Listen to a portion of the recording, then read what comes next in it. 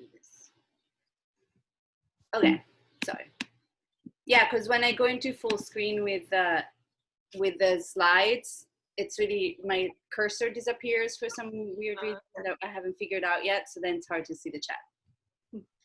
Anyhow, thank you for the reminder. Something happens to the body. You hit something, you scratch yourself, you are doing a stretching, you take a movement, you whatever, touch something hot, right? Whatever it is. And there are specific neuroreceptors that are called nociceptors that pick up those weird signals and send them to the brain. The brain interprets the signal. If it decides that there is a threat, the message is interpreted and translated as pain, and pain message immediately sends out a response or a command of action to the body to do something, namely move away from the hot thing, right? Sometimes we touch things when you're in pain, when you hit something, sometimes you go and you touch it, and it actually does help. If you are stretching or if you're moving, it's usually a muscular contraction that takes you out of that range or that position, right? And so on and so forth. There aren't any pain nerves or receptors in the brain itself. The brain doesn't feel pain, it creates pain, which I find fascinating. So technically speaking, you can do brain surgery without anesthesia, which they do sometimes. Like sometimes if they can go in with like the micro, thingies, obviously if they have to open the whole skull, there needs to be some degree of anesthesia, but oftentimes when they work on the brain, they don't take people out because the brain functioning changes. And they're working to such tiny details often, right, that they need the brain to actually be awake. And the brain doesn't feel pain. It blew my mind. I don't understand how y'all are not excited about this. Maybe it's too early. Maybe I'm not excited enough for it yet. So just because the pain comes from your brain, it doesn't mean the pain is in your head, right? Which is another thing that people often fight back again. It's like, well, then does it mean that it doesn't exist? No, it totally exists. Pain exists, it's totally real, right? It picks up messages from the nociceptors and interprets them. The brain picks up the messages, interprets them as pain, right? That's all we mean by when I say that the pain is in the brain, right? Or it's created by the brain. It doesn't mean that it doesn't exist. Very real. The messages that get picked up by the nerves, right?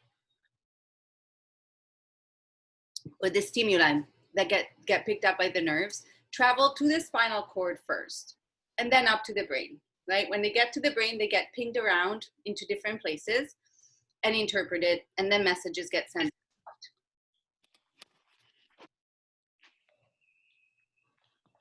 Was that a question? No. So the spinal cord, some of the messages don't even make it all the way up to the brain. The spinal cord has a lot of different functions, but when we talk about pain, it has two big functions, which are basically both relating to organizing the messages, the pain messages that come in. Some of them will get sent to the brain. Some of them won't even get sent to the brain. They just kind of get organized locally, right? And some of them, when they get sent to the brain, some of them get priority and some of them don't, right? So some of them become very big signals and some of them don't. Yeah, it's like a big alarm, small alarm, red flag, or like, full-blown everybody running away mode. Yeah. If your somatic nervous system, which is a part of the nervous system that we're talking about, I didn't do the whole bit on the nervous system. We'll talk about it a little bit more later, but no time. But like the autonomic nervous system, and then there is the somatic and sensory motor nervous system.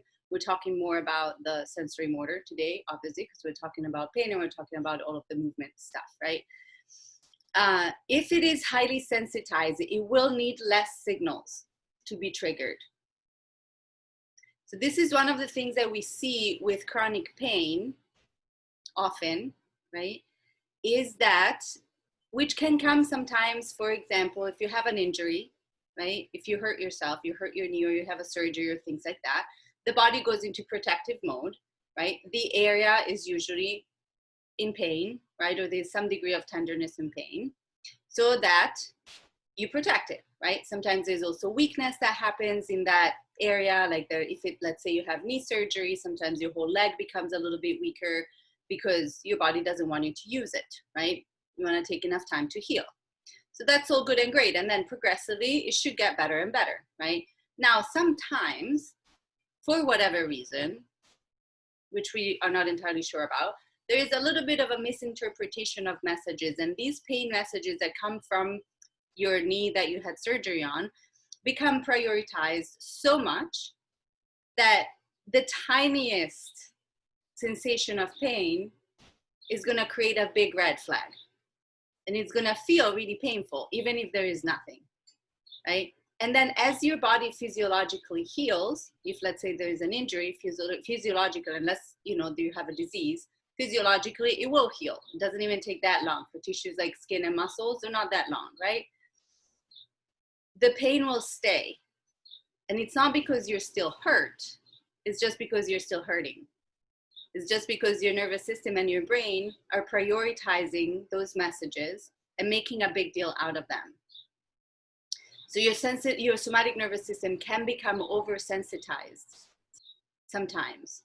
And then even when there is no more damage, the pain stays. Or instead of having pain only when something happens, the pain becomes chronic because we become very sensitive to any small stimulus.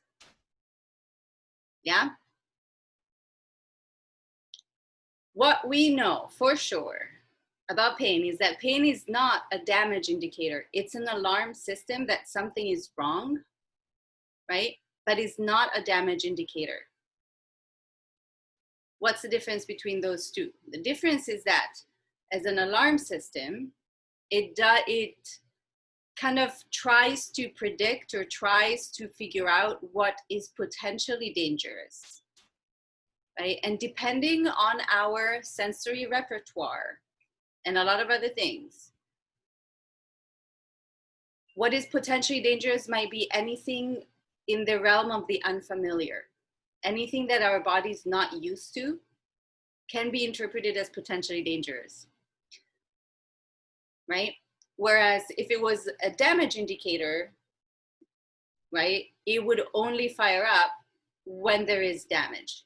And you don't necessarily want to only have pain, which happens sometimes. You don't necessarily want to have pain only when there already is damage, right? It's great that it functions as an alarm system because let's say you're touching something hot, right? Most of the times you can touch it and remove your hand before you get badly hurt, right? If pain worked as a damage indicator, it would mean that basically you put your hand on your tea kettle and you don't take it off until there is a burn, right? So it works. It's a great plan, right? As any plan that works on prediction, sometimes it has flaws because it depends on what gets interpreted as dangerous, which is interesting to me because it's such a societal conversation, what's interpreted as dangerous without knowing. Anyway, tangents. Maybe I'll just have more coffee. When we have physical trauma, pain is pretty good at telling us that there is a problem, but pretty bad at telling us how bad the problem is, right? If you have an injury, the amount of pain, first of all, it's very, very individual, right? It changes vastly from person to person. And second of all, it's just really not that good because it depends on the circumstances too, right? Sometimes when you hurt your knee, let's say you fall and you hurt your knee, but you are still doing something because you're skateboarding or you're a dancer and you're performing or you're, I don't know, running a marathon, right? You likely keep running. And because your brain has a bigger priority than that pain, that red flag will not be as big, right? And then you go home and you sit down and you're like, holy mother of dragons, I'm hurt, right? When the other priority gets put aside, Yeah. Same as simple example is the paper cut. Paper cuts are like stupidly painful, in case you've ever had one. Stupidly painful, right? We all know they're really tiny, there's nothing. It's basically hardly anything, but they're painful, right? So the range and the amount of pain and even the persistence of pain are not very good indicators of how bad an injury or a trauma is. They're just good at telling us that there's something wrong. Yeah? When the pain persists, that's what we were saying earlier, right? If you have a physical injury and the pain persists after the tissue has healed, right? The link between damage and pain becomes even weaker, right? Pain signals should decrease as damage gets healed. And the result can be, in a lot of cases, it's a hypersensitive system, what we were saying earlier. In some cases, you develop a hyposensitive system too, where if you operate in a different way, and this happens in particular with people like athletes that are used to managing pain in a very specific way, which essentially is just keep fucking going because it's your job, right? Then they train themselves to disregard pain signaling, right? On a regular basis, because you can totally train, you can totally train yourself. The good news is you can actually train yourself to negotiate pain in a different way.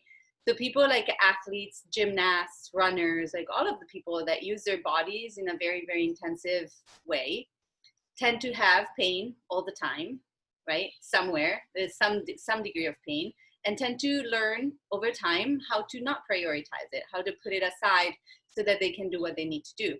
And the problem with that is that you have, and not just athletes, but you have people that for whom it takes a lot of pain and or a lot of damage before they pick up the signal. Now, the advantage of a sensitive system is that it will pick up the signal or the danger before there's damage, right? If your system is desensitized because you trained yourself that way, it won't pick up the signals until there is damage, which, you know, it might be that you can heal it, you can fix it, it might not be a big deal, but it also might be a big deal, right? Pain can also occur without damage. Dr. Benjamin Cruz started a center in California in the 70s, and he did a lot of pain research, in particular working with the trigeminal neuralgia issue. Trigeminal is one of the nerves in the face, and it goes into the jaw, inside of the face from the skull. And it's one of those weird things that's that my great aunt had trigeminal neuralgia, actually. It's one of those things that like people don't know where it comes from, and it's excruciatingly painful, but they don't know how to fix it. And surgeons in the 60s, 50s, 60s, 70s, they started to do all of these procedure to cauterize the nerves and the nerve endings so that you basically like kill off the nerve or temporarily enable it. Usually they come back, nerves grow. What do they do? 1 millimeter a week or something like that. So even if you damage your nerves, like, you know, damage for real, sever it or whatever, they grow back, which is really cool. But doesn't that not always happen? Like, can nerves just not grow, like if there's a problem? Well, I mean, if there is a healing disease or something that stops the body from healing in the way that it should, sure. Okay. But I think that usually that's not necessarily the problem. Sorry, I'm gonna check, actually, can I check my phone? Oh no, I'm just checking to see. Oh no, but Janet is here, right? Janet? I don't see you. Oh, but she is here. Okay, good. Never mind, then I don't have to check my phone. So I think that mostly the problem in this kind of situation when you say that the nerves don't grow back is that there is too much damage. they do grow back, but they don't grow back enough for our sensation or motor skills to actually come back, or the damage happens too close to the spinal cord or to the origin of the nerve, where then it might not heal completely, right? Okay. When we're talking about peripheral damage, they usually come back, right? And it takes a while. Like they don't heal as fast or grow back as fast as muscles. Muscles and skin, those are the tissues and organs, they tend to heal pretty fast. Cartilage is lower, nerves are slower, right? Bones are somewhere in the middle, I think. Bones are pretty fast. So now I can shut up my WhatsApp because everybody's here. There. Okay. So there are cases in which, yes, you might lose motor skills or you might lose sensitivity, and it could be chronic or permanent, right? But it's usually because the damage is so close to the spinal cord or so big that the nerves don't heal enough to acquire that skill again, right? If you sever the nerves or if you sever the spinal cord, that doesn't heal, as we know, right?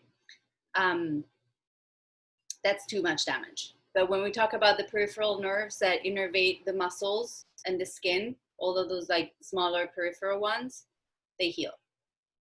Because otherwise, if you think about it, every time you get a surgery, every time you cut yourself, every time, you know, things like that happen, you would lose sensitivity in parts of the body, right? Because the nerves are pretty much all around and everywhere. Or every time you break a bone, like the chances of your nerves getting damaged are pretty high, right? But they heal too.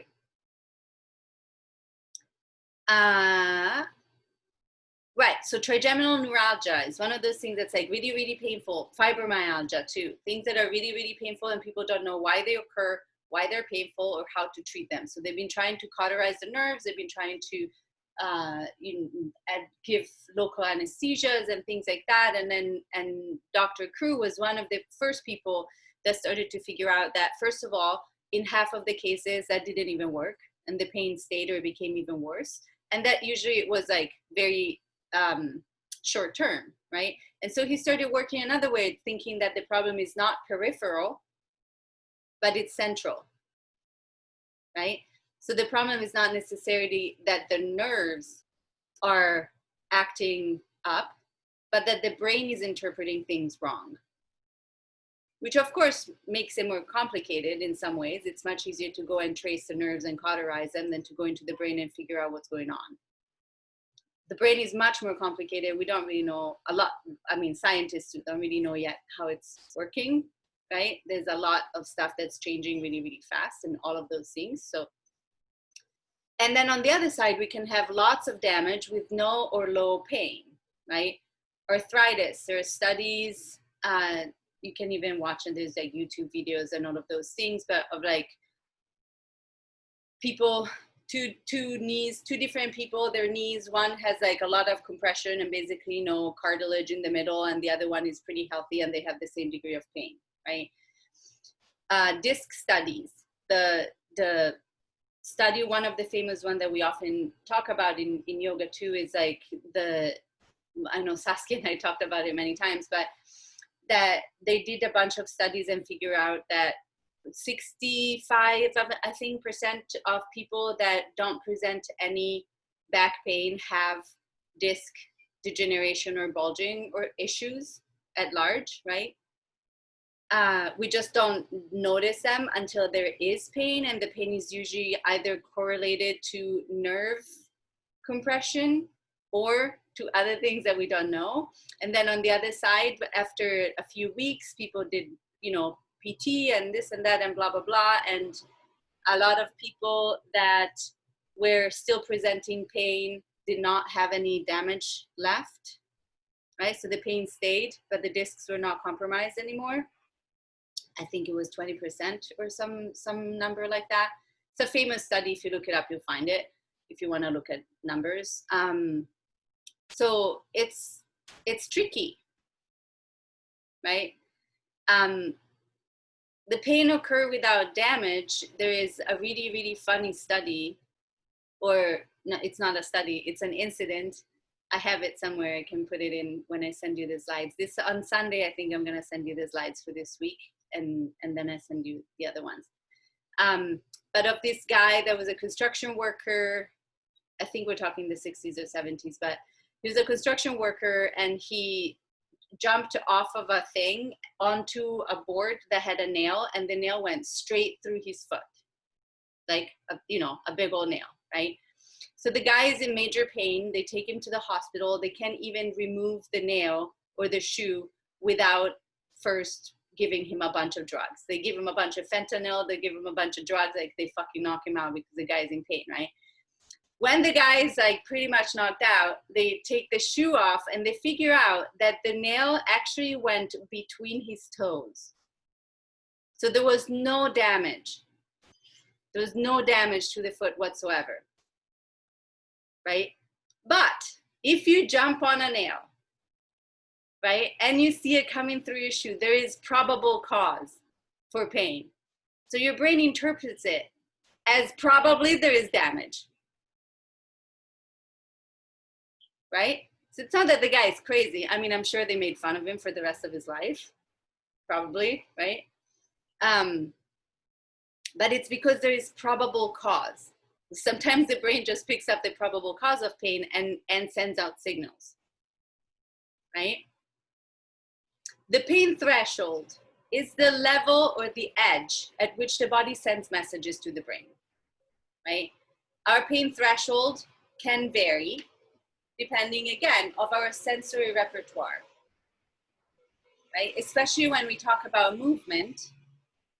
But in general, it's like, what are the things that we become accustomed or used to? What are the sensations that become familiar, that become part of our sensory repertoire? And those sensations, those positions, those actions, whatever it is, they might probably become less painful over time because they become part of our repertoire.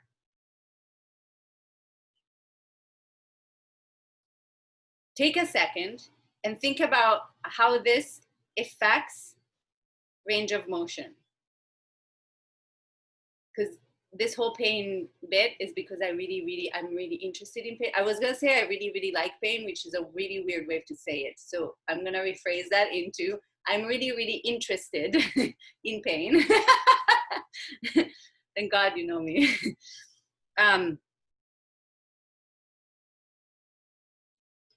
Right? An efficient threshold for a tensile or compressive load is close to end range.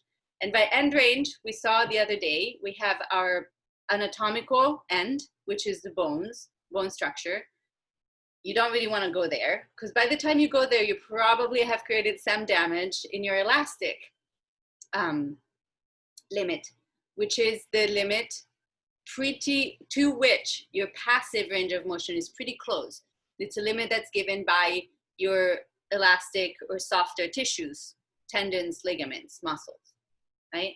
And then there's passive, which is close to elastic, and active range, which is usually smaller, which is where we have neurological control, right? Pain is a nerve and brain thing.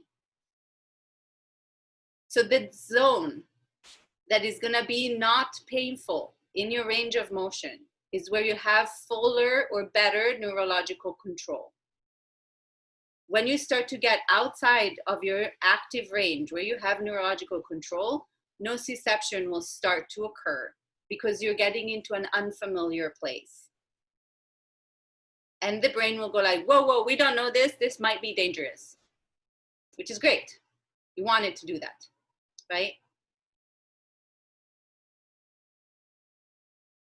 But what that means is that essentially, once you figure out what your passive range is, then the training, which is what I think yin yoga helps with, and other things, but the time that we take in yin yoga can be very helpful because it gives you a chance to process this stuff, right? Is to translate your active range, your passive range into active range. to make those positions, those ranges, those movements familiar and part of your sensory repertoire.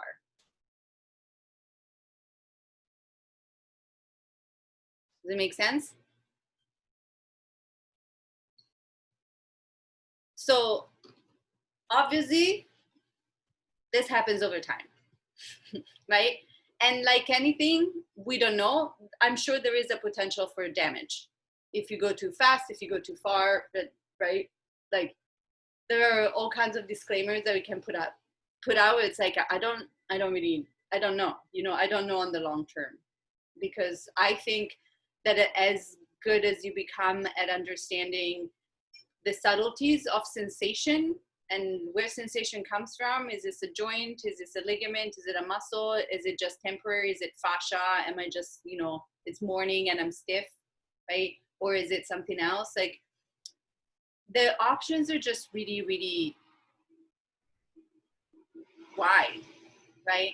So on the long term, this is a disclaimer that I'm going to put out there.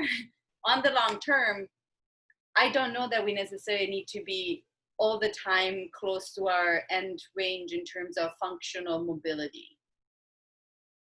I'm not sure. I mean, if you're a dancer, if you're an athlete, if you're a contortionist, that's your job, you do it, you're going to pay the consequences for it, right? In terms of like regular people that don't necessarily need that level of mobility for their professional lives, right? Maybe not. And this is something that I think you or each person will have to decide for themselves, right?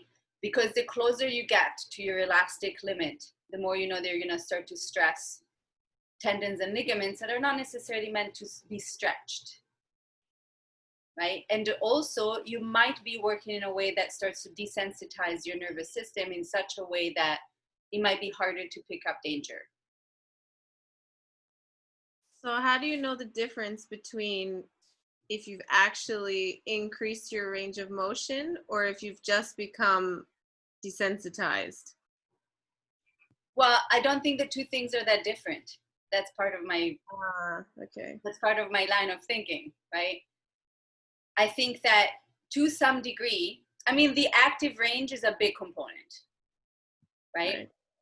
Being able to control the movement, to get there by yourself, to get yourself in and out of a position or a movement by yourself, right? I think that that's a really good component, because wherever there is full neurological control, you probably have good sensitivity too, right? However, I think that part of the work of increasing range of motion is to re-educate the responsivity of the nervous system, which means to desensitize the nervous system in the pain signaling, not in all of the other signals, right? Which is also why I think that this kind of work can be useful, is because we do spend a fair amount of time in each pose being like, can you feel all the changes? Can you notice all the little things, right? There is all kinds of other nerves and other signals that we can pick up. And I think that maybe that might help keep us in contact, literally, like consciously, with those parts of the body that are getting stretched or compressed or stimulated, right? But the pain signaling is what we work to try to maybe make the pain threshold, push the pain threshold a little bit further. But that's why I'm arguing it should happen over time and slowly and step by step. And as a disclaimer, I don't know on the long term. Maybe I will get arthritis. I mean, I know I'll get arthritis because it runs in the family, but like besides that genetic issue, right? I don't know, right? And truly, it's like and there are tons of articles and things that people are writing about it. It's like, what do we mean by functional movement? And like, in terms of yoga and the emphasis that we have put on mobility, not even on mobility, on flexibility for so many years, is that functional? Is it useful? And that's, I think, that one of the choices that we'll make for ourselves, right? Because cartilage is hard to fix. And that we need to keep in mind, right? Cartilaginous tissues like ligaments and tendons, they are hard to fix. They don't really heal very fast. They don't have a lot of blood flow, so they don't heal fast, right? And if you stretch them and deform them, then oftentimes they'll need surgery, and then it takes a long time to heal, right? So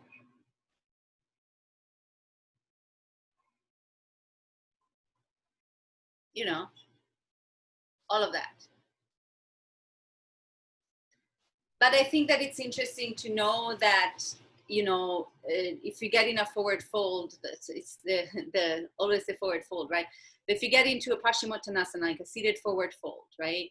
The problem is probably not that your muscles are short. The problem might be that there is an anatomical limit, right?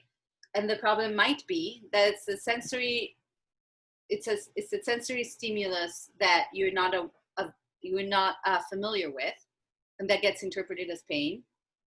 And also in a forward fold, especially when you have your head down too, right? And you're kind of curved over, you're literally pulling not only your muscles, but you're pulling your whole spinal cord, right? That's why when you take a forward fold, often when you take your head down or your head up, it makes a huge difference in terms of pain sensation. Even for me, and like forward folds are easy for me, but like it's especially in the morning. I'm not even going to do it right now because I'm broken. But like, right?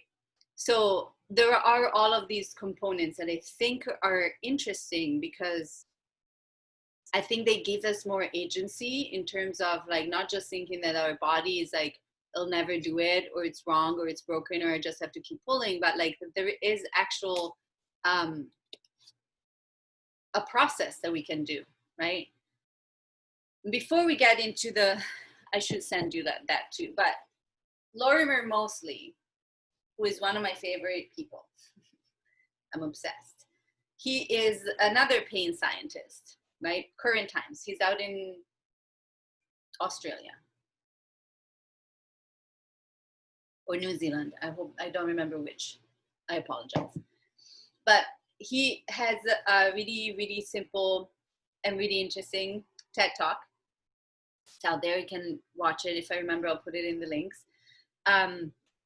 Where he described what happens, right? And he talks about himself going out in the bush. The bush is in Australia, right? So I think that's where he is. Anyway, wearing a sarong. Don't ask me why, because that's what he does. So he's walking around in the bush, right? And he feels something kind of like scratching his calf. And what happens is that sensation comes in. It gets pinged up to the brain. The brain sends it to the back of the brain where we have stored our memories, and also there's our fear central, which is the amygdala, right? And the question of the signal goes up, and the brain goes like, do we know this sensation? Is this dangerous? Have we been here before, right? And the brain goes and looks into all of the memories, all of the things that have happened to us prior, right? And he goes like, yeah, we've done this before. It's probably a twig that scratched your leg. Not a big deal, keep going. Sends it back to the frontal cortex. The frontal cortex sends a message to the motor nerve that's like, keep going, pain goes away, no big deal, bye, right? And then 5 steps later, he drops and almost dies because it was actually a snake that bit him, right? So pain, not very good at telling us what's going on, right? It goes into all of these memories and creates a story. So he heals, goes to the hospital, heals. Lorimer Moseley's back, thank goodness, because we really like him, right? And then he goes to the bush in his sarong again, because apparently it's a habit. And he feels like a thing scratching his calf, goes into like full on 100 degrees pain, like full on panic mode, and looks down and it's a twig, right? So all of that pinging around, basically it's because the nervous system, we'll talk about this a little bit more later, but it creates structures around memories and experiences so that we don't have to dissect and bring all of the things to consciousness every single time, all of the stimuli that the nervous system receives. You really don't want to have to do that, right? All of the things that you feel all of the time, like we're very sensitive creatures, right? You don't want everything to come up to your conscious mind and have to make a decision about all of them every single time before you can take an action, right? So the nervous system categorizes things and it creates these patterns, and the patterns are based on memories, so they can predict, right, how to act. So that is the part that we can change. So I think, personally, the range of motion, and from personal experience, the range of motion has a lot more to do with bone structure and with nervous system than it does with muscles. I might change my mind at some point, but this is where I'm at so far. Yes.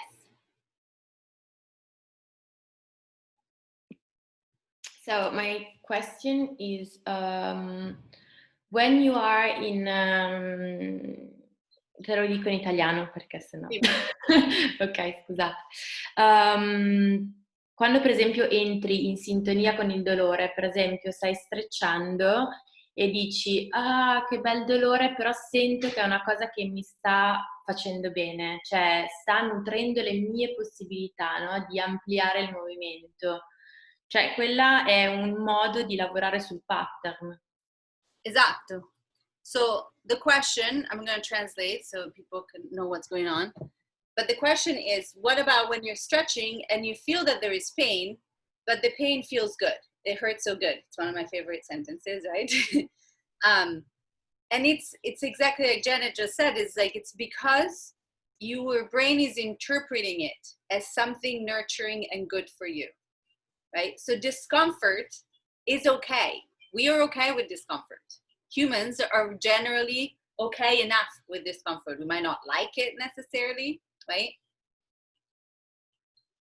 But pain signals too can be interpreted. It's a differentiation between sensation and perception in neuroscience, right? Where sensation is the raw stimulus that comes from the body, the senses, right? And perception is the meaning that we make of it, that is influenced by the stories that we tell ourselves and by our previous experiences. So if you, like me, and obviously Janet, like to stretch, right? It's probably in part because we educated, and I remember it not always being comfortable or easy, right? I mean, some positions easier than others, all of that, right? But like, I've gotten way, way more comfortable with it, in part learning how to modulate, right? So you start small, start comfortable, make it bigger slowly, like take all of those steps, right? But in part it's because you start to create a story in your mind that that's good for you. And not that it's good for you, and you do it anyway, even if you hate it, but that you actually start to enjoy it, right? So we can, depending on what our story is, our perception will change of the same sensation. There are a bunch of physiological things too. Like if you have an injury, there might be scar tissue. Scar tissue might offer more resistance. If it offers more resistance, you'll have more sensation, and then the sensation will rightfully get interpreted as more painful. All of those kind of things, right? Fair. That come into play, like, and it's not all in the brain and in the nervous system. Like there are a lot of components to it, but I think that we can really work with that. And again, active stretching or resistance stretching I find very useful to change range of motion. Hi, doggo. Your dog is so cute. I like their posture when they do that.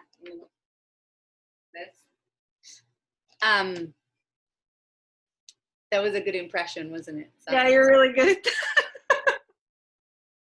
at that. Thing, yeah, you know. So yeah, I think that's one of the things that we can really, really work with, right? Active stretching movement, resistance stretching, really, really good to increase our active range of motion, right? And that's where I think it's interesting, if you go back to a yoga class anytime soon or things like that, like isometric stretching, like holding lunges or warriors or things like positions like that for an extended period of time, and see how far you can increase the load, right? how low can you go in your lunge? And you get to a place where like your hamstring will start to really, really, really fire up, right? How long can you stay there? Can you take yourself in and out of it with ease? Like all of those things are great for active range of motion, but they usually don't give us enough time to reprocess all of that pinging around that the brain is doing, where you're literally consciously taking over a subconscious pattern.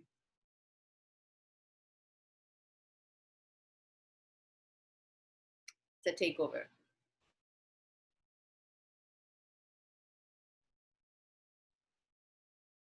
So that's for pain. Simplified, pain is another complicated subject, which is what makes it really fascinating. Let me check one thing, because I wonder if I should. No, then we're going back into. Okay, we talked about a bunch of this already. Okay, good. So,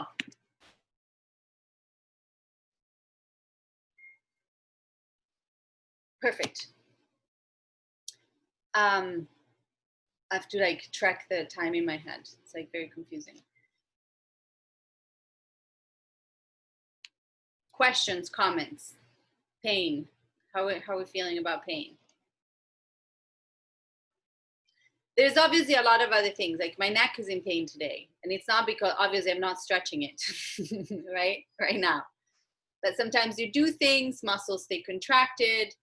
While they stay contracted, they start to get tired, they lose oxygen, right? So some of the pain signals are like, there is something going on. There's like a spasm, or there's enough oxygen, or things are moving, or you worked them too hard. Or some people say, and I'm not entirely sure it's true or not, but when you work out a lot, you create like kind of like micro, they call them micro tears. I have to do more research on this because it doesn't sound like the right way of talking about it to me, but you cause like micro tears in the muscle tissues, and that's how you become stronger, essentially. It's when then they fix themselves, and then you get more sarcomeres and you get more tensile structures.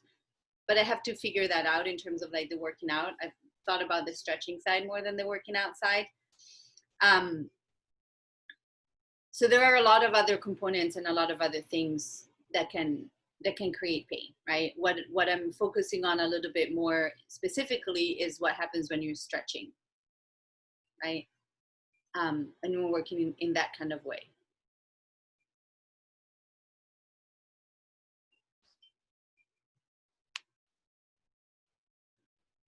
Yeah? Yes.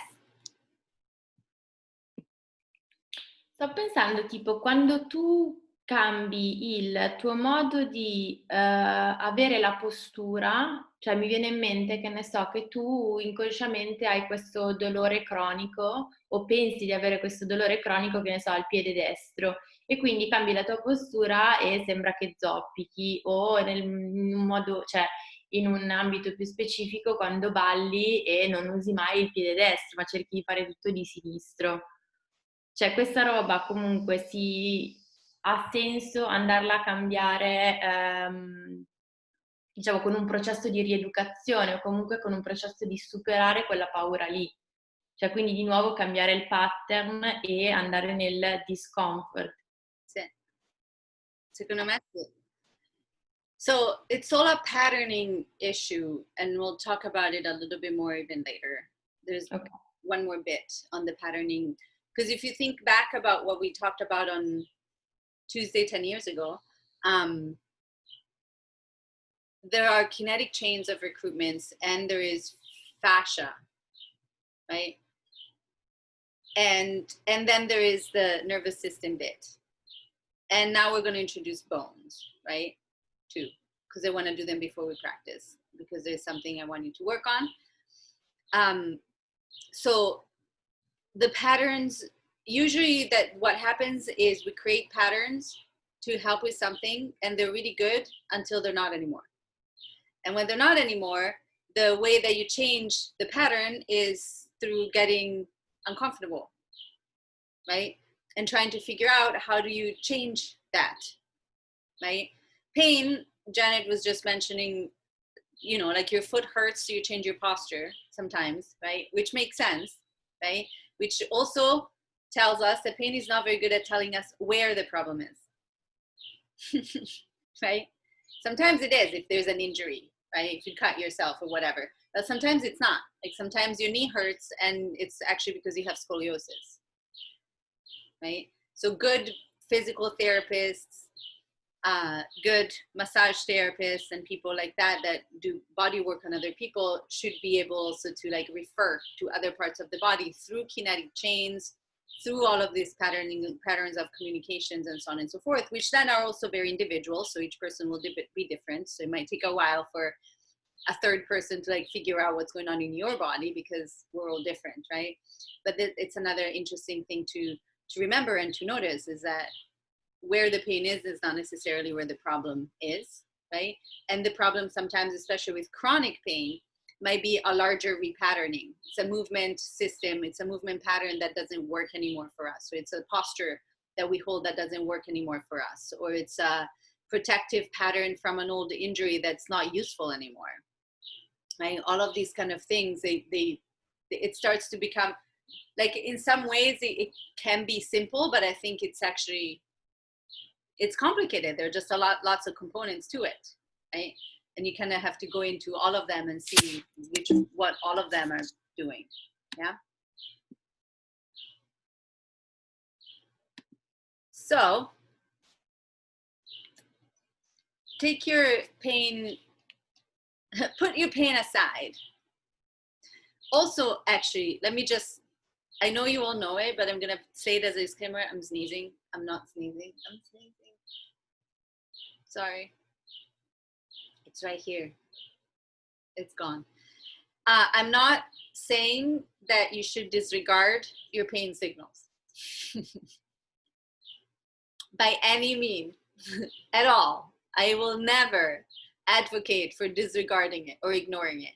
And there is a way in which we can, right? Like athletes will do. Or like you'll just set it aside, set it aside, set it aside. What I'm arguing for is engaging with our pain signals, right? So when pain comes in, if you're doing yin yoga, if you're stretching, not like if you're, running around and you hit something, right? But like, what is this sensation? Am I actually in danger, right? Can I be with it? Is it changing? Or is it not changing? If it doesn't change, if it doesn't get any better, then maybe back off a little bit, right? If you're staying there and it's changing, how is it changing? Is it getting better? Is it getting worse? Is it moving? Like all of this, like engaging with will be my argument, not disregarding. Just to clarify. So the skeletal system, I have an obsession for bones too, and nerves and brains and all of the things, is what I consider, it's probably not just me, but I often call it the inherent support of the body, right? It is literally the structure that gives the body its main form, and it's our fundamental base of support, right? Ideally, I mean, there's always some muscular activity because gravity and so on and so forth, but ideally, when we're just standing or if we're just sitting here, right, we should be able to place our bones in such an organization that we don't need a whole lot of muscular activity to hold ourselves up. And that is simply because muscles take up a lot of metabolic energy. It takes a lot of energy to engage muscles, right? So if I decide that instead of like sitting as comfortable as possible, I'm going to teach the whole class like this, I'm going to get more tired because my arms are going to get tired because my muscles are taking up a lot of my energy, which I'm not going to do because they already have not a lot of energy today. I need it all to go over here. So in body mind centering, they say, I think it's other somatic movement practices too, but in particular, I heard it from my BMC teachers, that muscles move the bones, right?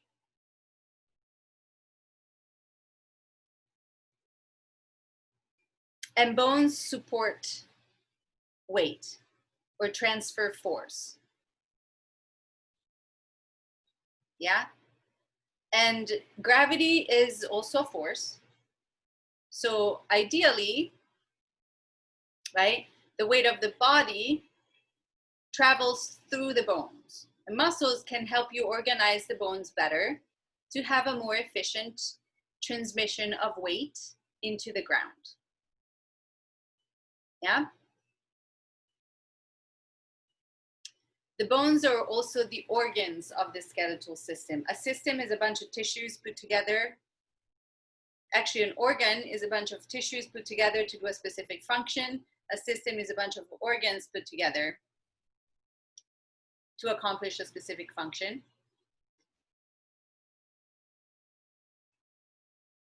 Bones they make stuff out. Actually, they figured out, I think fairly recently, that bones also they don't just make bone marrows and white blood cells and all of that, which is very important, but they make hormones too, some bones. So technically bones are also glands, because technically in the body up until now, we decided that glands make hormones. So bones are also kind of glands. So they're really cool.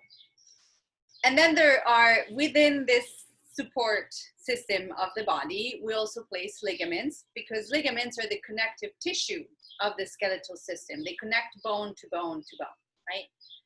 Tendons connect muscles to bone. Ligaments connect bone to bone. Tendons and ligaments, pretty similar in composition. I think ligaments might be even a little less elastic than tendons, and a little slower to heal. So not meant to stretch. Ligaments and ligamentous composition are a large factor in things like hypermobility. Right? If your ligaments around the joints, if you're born with the ligaments particularly long or loose, oftentimes you'll have joint instability. This can happen genetically, or it can happen, as we see in gymnasts or ballet dancers or people like that, that at a very young age are pushed into passive extreme ranges of motion before the ligaments are fully stabilized and formed. Right? That's why I say you have to catch them young.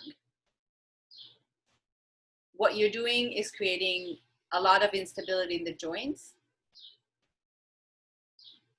So, you know, some people are okay with that and then they'll be lucky, and some people won't be. Good coaches and teachers usually can determine if there is an inherent or an innate flexibility already or not, but it's kind of hard to determine. But you can modify, you can affect your ligaments if you start working on them at a young age. Joints are, we talked about it a little bit, the relationships created where two or more bones meet and movement happens. Right? Movement is always three-dimensional, and it's not even in all directions. So oftentimes we describe joints as like a ball and socket joints when we talk about the hip, right? Or a hinge joint when you talk about the knee, right? And the idea is that joints move in one plane of direction, and that's not really what they do. The surfaces of the joints, because the bones are curvy, right, and spirally, the surfaces are also curvy and spirally. So every movement tends to happen in a three-dimensional way. There is some degree of rotation in every joint, even the simple hinge joints, right? There's a sliding usually that happens. So this is just, and I think this is just interesting to keep in mind, because we tend to oversimplify the way in which joints move, and there are too a little bit more components. And in yoga in particular, we tend to be very precise about things have to be parallel, or things have to be like this or that, and like parallel and turned out can look very different in different people. So yeah. Arthrokinematics is the study of the movement of joint surfaces, movement of bone on bone in a joint. There are interesting things that happen. For example, when you talk about the hip joint, which we decided on Tuesday to be a pretty simple joint with a lot of big muscles on top of it, right? But it's a pretty simple joint. It's a ball and socket. The deeper the socket, the less range of motion, the you know, bigger anatomical limit. The shallower the socket, the more movement you're probably going to be able to get. Orientation of the femur will change. Positioning of the socket will change, right? Some people have their sockets oriented more forward, and that will probably make them look like they have more internal rotation, right? Or less abduction. And some people's sockets are a little bit further back, and it usually looks like they have more external rotation and more abduction. And it's not necessarily because they are of the arthrokinematic. Like the joint itself and the movement of the femur in the joint might be exactly the same, but because of where the joint, where the socket is positioned on somebody's pelvis, it's going to make the movement look very different, which we should keep into consideration. Secondarily, if you look at the femur as it moves in the socket, we often think about internal and external rotation, circumduction, abduction, adduction. But every time you pull, if you can try, it might be easier, but like if you move your knee out to the side, right? And we often think about the head of the femur rotating inside the socket, right? Because you do kind of want to keep the femurs pretty centered, and there is one ligament that keeps it centered, but it also slides forward. In order to stay centered, the femur head has to slide forward in the socket as you turn it out, and it slides back in the socket as you turn it in order to keep its congruence to the socket. Yeah? So we don't have time to go into like super details of all of the joints as they do this, but these are things that you start to notice maybe in yourself first, but like when your leg goes out, externally rotates and or abduct, flexion might be harder because your femur is getting pushed forward, and flexion requires that you push it back, right? Which is one of the reasons why pigeon, for some people, gets really intense in the front of the hip on the front leg. We often think about pigeon as stretching the butt, the gluteal muscles and the piriformis gemellus, like all of those rotators on the butt, which we talked about the other day, right? And the hamstring. But for some people, especially once you fold forward, it gets really intense in the front of the hip of that front leg, because maybe their gluteal muscles are stretchy, whatever that means, enough, right? But the external rotation and abduction that you have to do in pigeon push their femur head forward enough that when you fold over it, it might actually start to squish and compromise cartilage, the labrum, which happens in lunges too, by the way, but whatever. Yeah?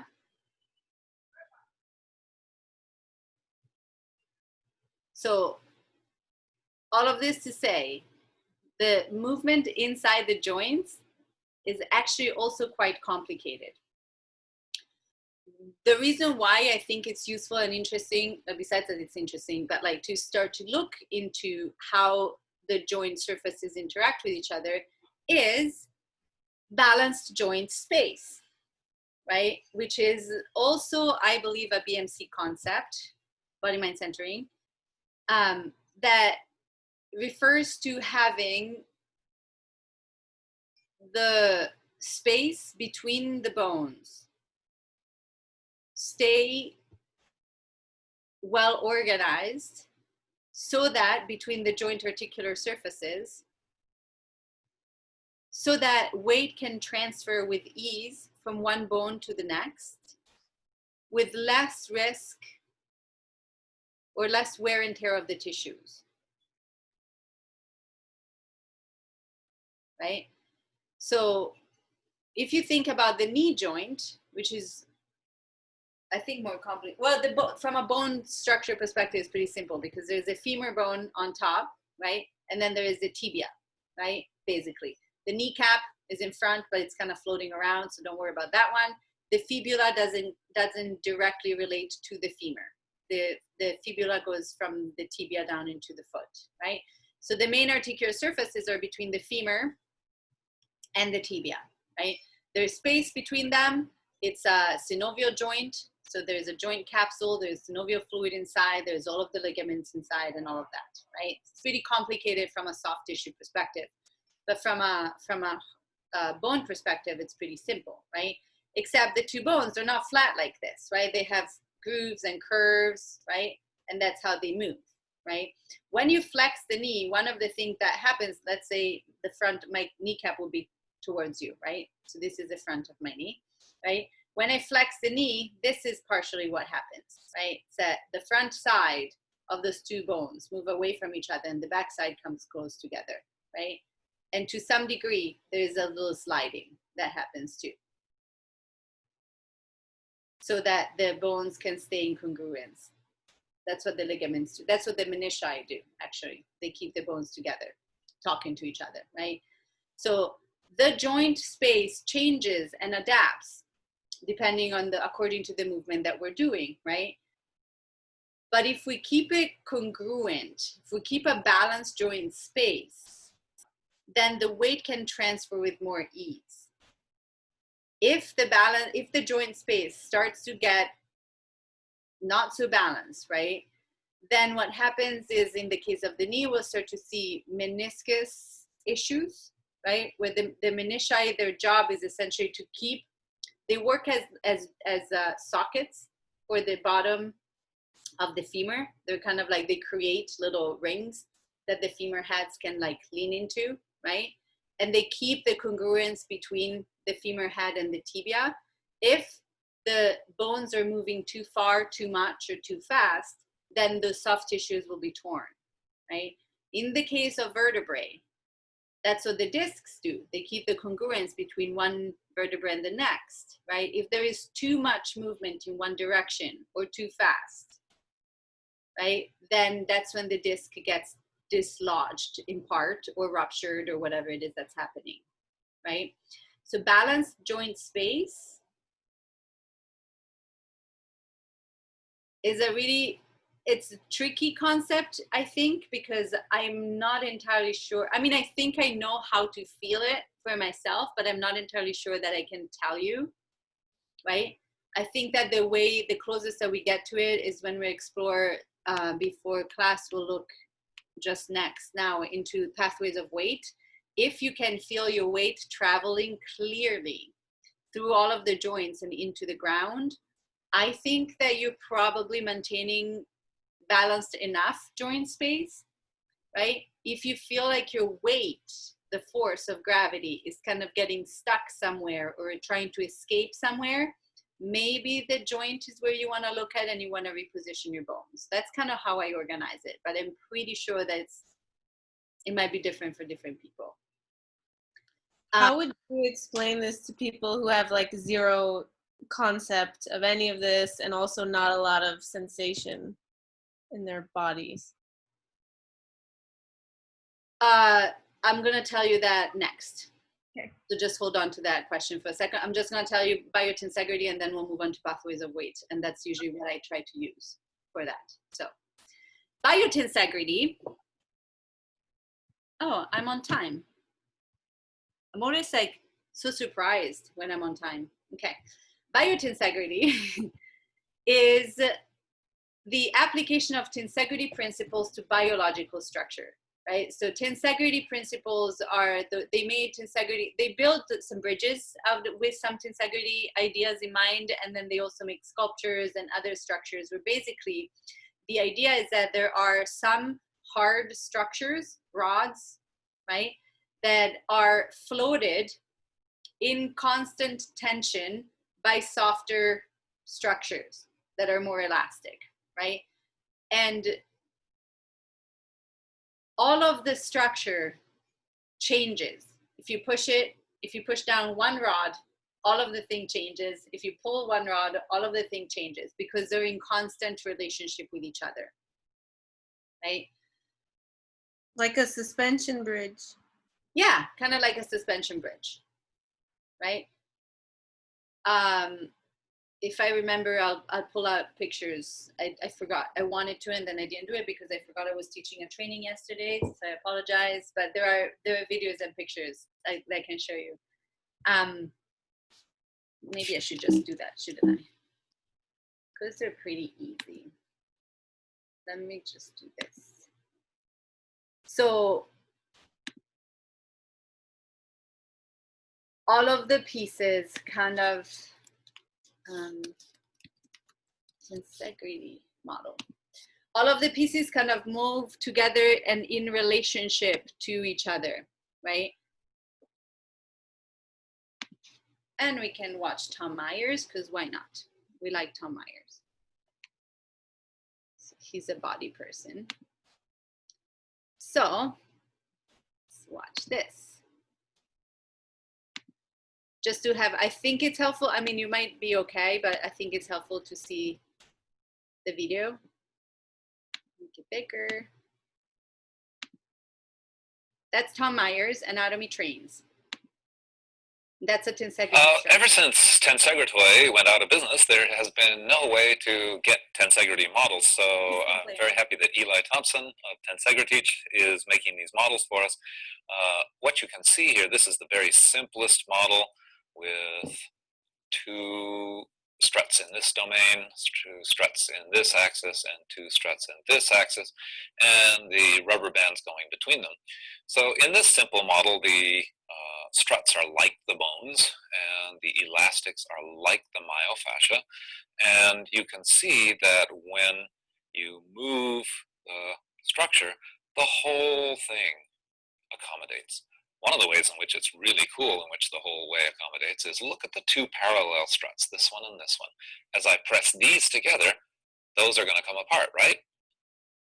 Oops, nope, those come together, and even these parallel ones come together. I hope you can see that.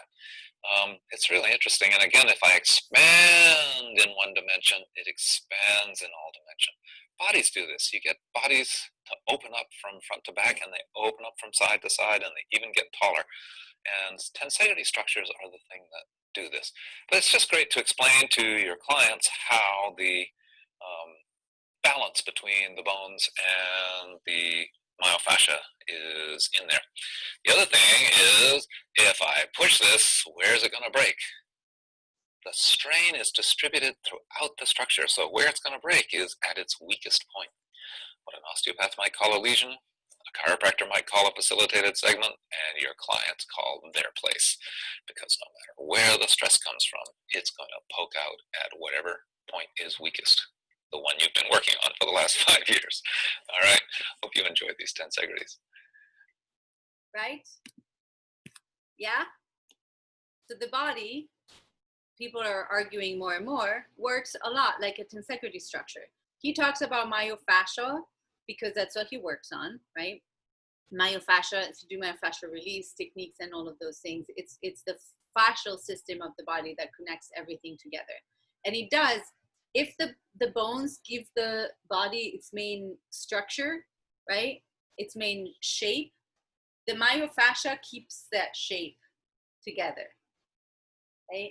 It keeps all of the organs in the right place so they don't, fall all at the bottom of your pelvis because gravity, right? But it's the same as the fascia, myofascia, fascia. Myofascia or fascia. Okay. Right? So the body works a little bit like that. The bones are the struts, right? And ideally, you want to keep them in good relationship to each other, right? When you tense or contract, lengthen or shorten the softer tissues, the bones come together and move apart, right?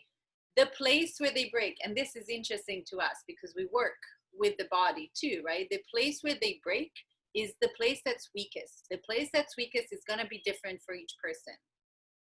Yes, we can totally look into some general common patterns because we have a general shape that's similar, right? As humans, right? But the place where things will break will be influenced and affected by your anatomical limits, by your movement patterns, by your habits, by the kinetic chains of recruitments, by your myofascia and where it is more or less sticky, and so on and so forth, right? So you put 2 people in the same position, and I think we have to start to make the assumption that they're going to have different sensations and that the risk might be very different, right? If you work, I don't like to talk about risks. I mean, I do, but I don't, right? Anyway, just something to think about, right?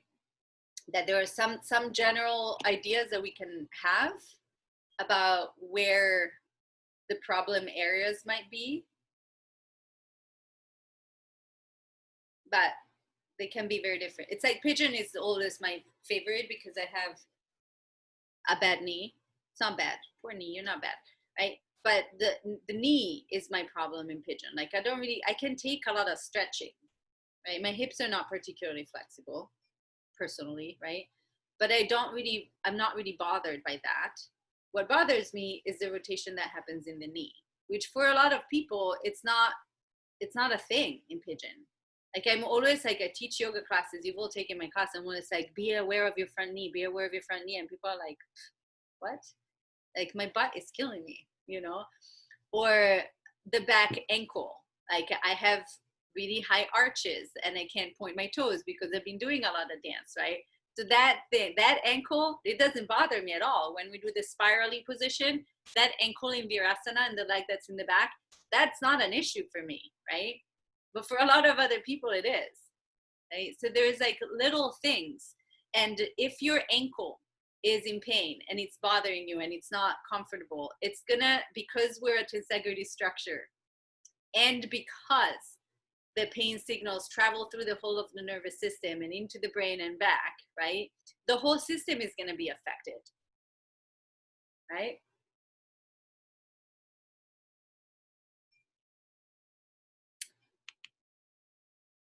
Just that. So the next thing, questions, sorry, comments.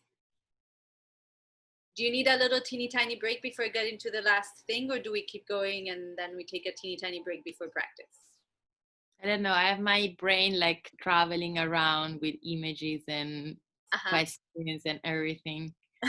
Welcome. It's like, you know, when you open contemporary, a lot of doors like pam, pam, pam. No, it's cross breeze. C'è un po' di corrente. Cioè, troppe informazioni. This problem all the time that people tell me that I give out too much information. I just like it that way. I like people that give me a lot of information and then it takes me like 6 months to like figure it out. That's the way it. So I decided that I'm going to give in to my tendency of like over informing. Yeah, over informing. That's right. What's up? I have a question, Margarita. I don't know if you're going to talk about this at all or if it's super relevant, but something I just kept thinking about or wondering about at a lot of different junctures is about analgesia, both like pain medication or endogenous analgesias, and how that sort of fits into this. Or I don't know if that's something you know a lot about. Yeah, I don't know a whole lot about it, but I did read some stuff. I would have to find it again because I have selective memory. But that's part of both when it is medical analgesia and when it is endogenous, it's the nerve receptors, the nociceptors get impaired, either through medication or because there is a dysfunction. So the nociceptors don't send the pain signals, right? So the way that this comes into play is obviously if you are on analgesics, you might not want to do yin yoga, point one, or maybe you do, but just know what the consequences might be, right? Because you're probably more likely to get closer to your elastic or anatomical end, which is what we're talking about, that study that they made with people under anesthesia, right? And how their range of motion is like much, much bigger than what you see when they're awake. And when you have endogenous analgesia, which I think can be a chronic issue too, or it might just be in parts of the body. That's the part that I have to look back up because I don't remember. But yeah, it essentially, I look at it as a dysfunction of the alarm signal of the body, right? So your ability to perceive the danger and to communicate the danger is lower than what it should be, right? Now, in a lot of cases, this might not create a whole lot of issues, right? It might be okay. But there is also a very, very rare disease. I found a bunch of articles about a little girl a few years ago. People that just don't feel pain at all, right?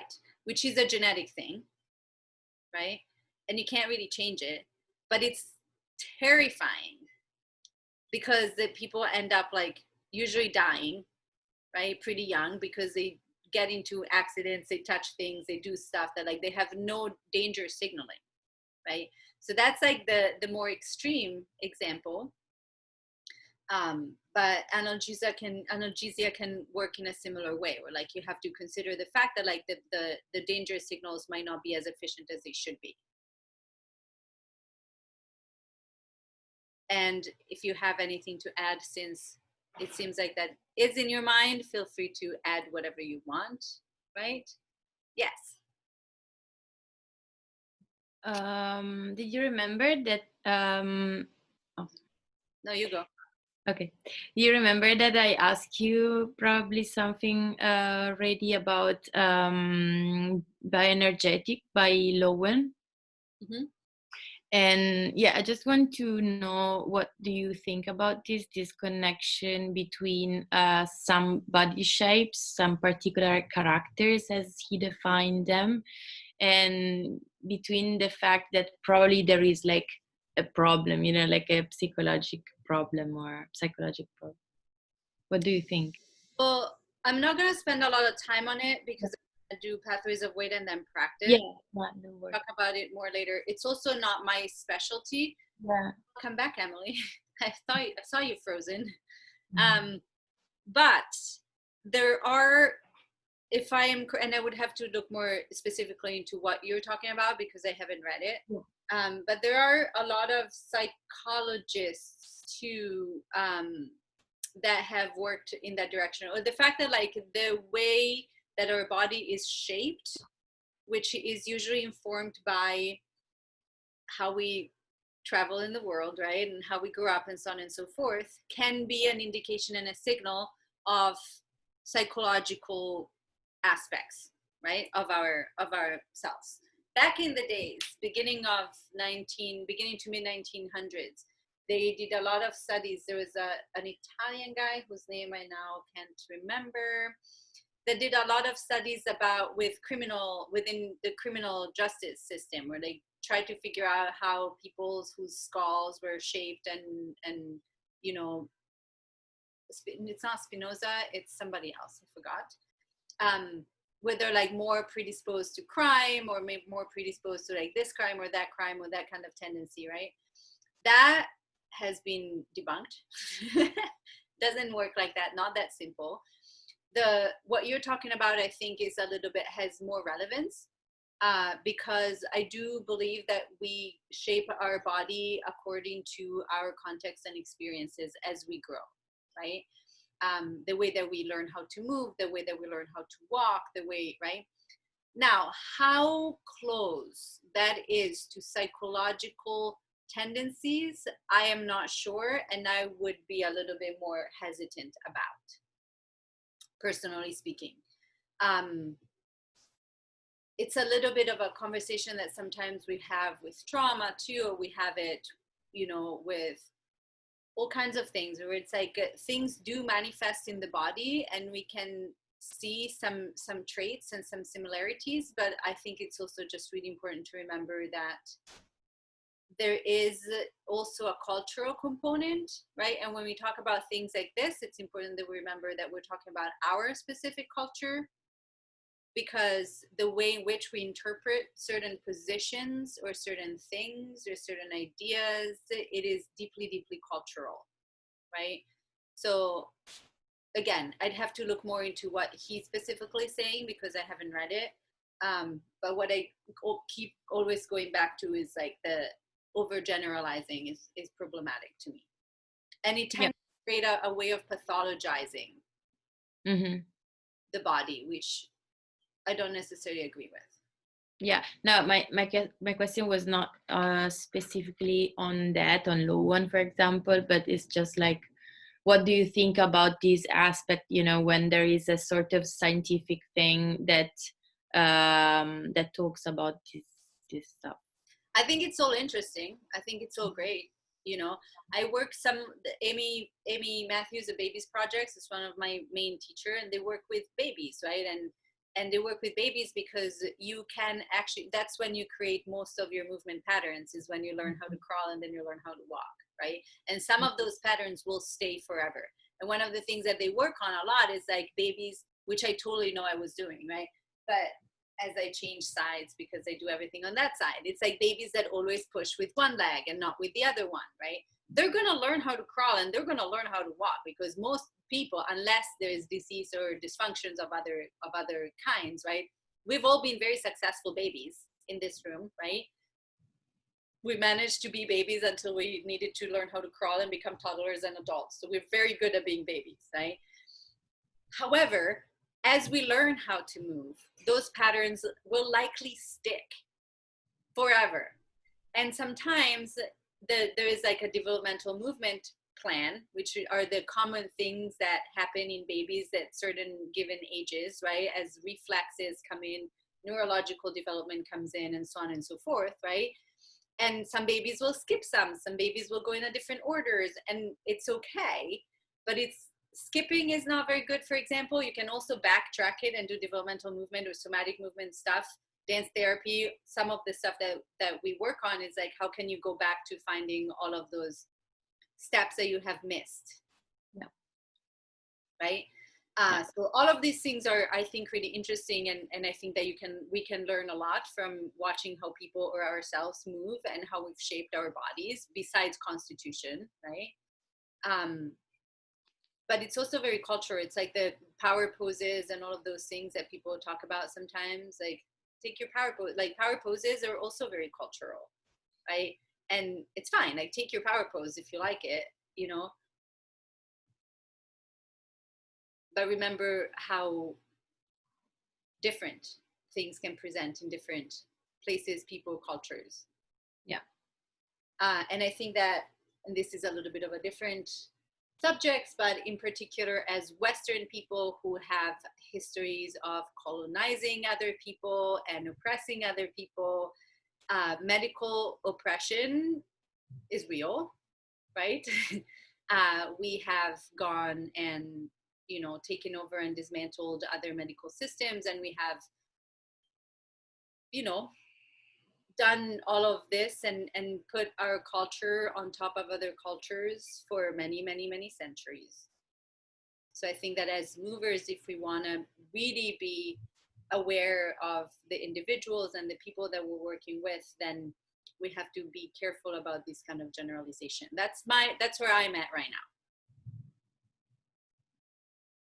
But it's interesting because there's usually some very, very interesting stuff to think about with all of these things. Like there are reasons why they write books about it, right? It's like, I'm not saying that they're all pieces of shit. Some of them, however. Right?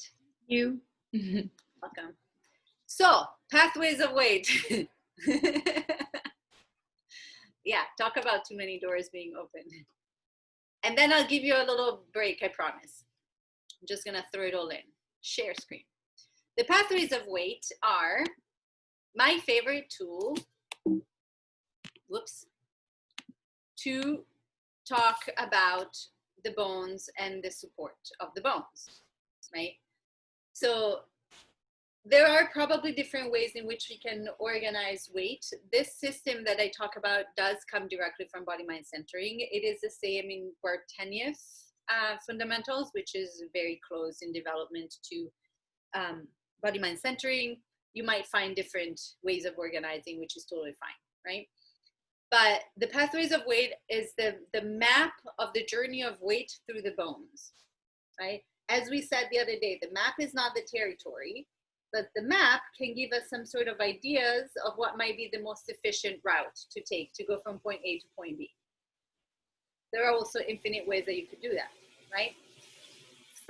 In the human skeleton, we talk about it as from head to feet, first of all, there's axial skeleton and peripheral? No, axial and, oh my God, totally blanking. Anyway, the center and then the periphery of the skeleton, right?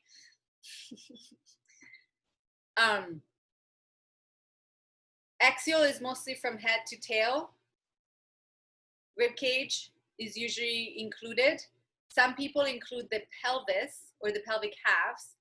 In body mind centering, the pelvic halves are part of the legs. There is a reasoning behind that that comes from embryology, where embryologically speaking, the types of cells that make the sacrum are the same types of cells that make the spine. The types of cells that make the pelvic halves are the types of cells that make the legs. So embryologically speaking, they actually come from two slightly different family of bone matter. Take it or leave it, just think about it. Sometimes I go back and forth, right? From head to feet, the weight should travel from the head, think about gravity as you're standing, right? Head, right? Into the body of the axis, which is the body of your top vertebrae, right? Into the front of the spine. If you think about the spine, it has, the front of the spine is where the bodies of the vertebrae and the discs are. The back of the spine is the bony outy thingies. That's protective stuff for the spinal cord, right? So the weight should travel through the front of your spine, which is the front of your back. It's a part of your spine that faces the front of your body, right? Travels all the way down to the sacrum. From the sacrum, it travels out. I should put here, let me add it before I forget. Before the sacrum, there is the SI joint,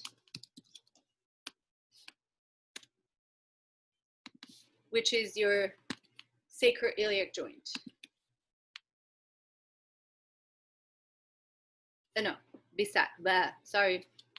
Let me try again. From the spine into the sacrum, from the sacrum through the SI joint, there you go, into the acetabulum, which is your hip joint, right? The hip socket is the acetabulum. Oh, I can't see the whole thing. Into the femur, which is your thigh bone, into the tibia. The fibula, which is the other tiny bone of the shin, is not weight bearing, right? So into the tibia, into the calcaneus, which is your outer heel, pretty much. It's the bone that goes straight through the talus into the calcaneus, which is your outer heel, into the heel foot, which this distinction is a body mind centering thing, but it's the outer part of the foot from outer heel to third toe. And then into the ankle foot, which is big toe, second toe, back into the keystone, which is up the center of the arch, right? The foot is very, very complicated. I really like it, but you don't have to worry about it. Also, yin yoga, mostly we sit down, so forget about it, right? And from spine to hands, this is a little bit more complicated pathway, but as the weight travels, if let's say you're on hands and knees, for example, or if you are standing with your arms up, then it's from hands to spine, right? But if you're, let's say, standing on hands and knees, the weight travels from the spine around the ribs. The ribs connects into the front of the spine. Weight travels around the rib cage into the sternum, from the sternum into the clavicle, which is your collarbones, from the clavicle into the scapula, which is your shoulder blades, right? Technically around the shoulder blades into the humerus, which is your arm bone, through the shoulder joint, glenoid fossa, into the radius and the ulna, and then the hand. The hand also works pinky toe side first, big toe, no, pinky side first, thumb side second in body mind centering. I find this a little bit more complicated because it wraps around, but it's also really nice that it wraps around. I like that a lot. It brings the rib cage into this three-dimensional environment.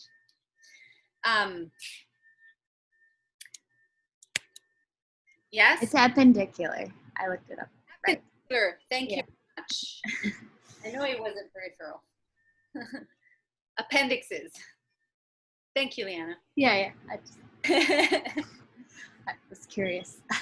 Yeah, because I totally dropped it. I was like, I don't remember. Who cares? Bye.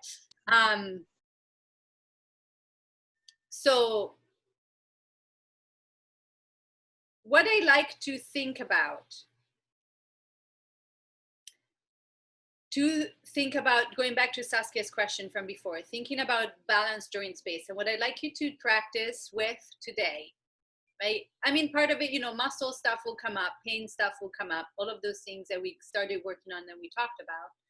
But what I'd like you to do as we practice today is see if you can find, in any position you're in, if you can find a clear pathway of weight from your highest point into the ground. And it might get a little confusing because the map might not be super clear yet. Fair, right? That's okay.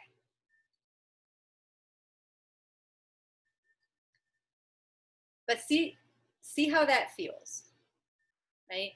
And sometimes the way that I sense it is if there is too much force applied on one joint in particular, it feels a little bit like gravity, or like the force that's being applied escapes from there or gets stuck there. And it's hard to find the rest. It's often the knees for me. For some people who be hips, whatever.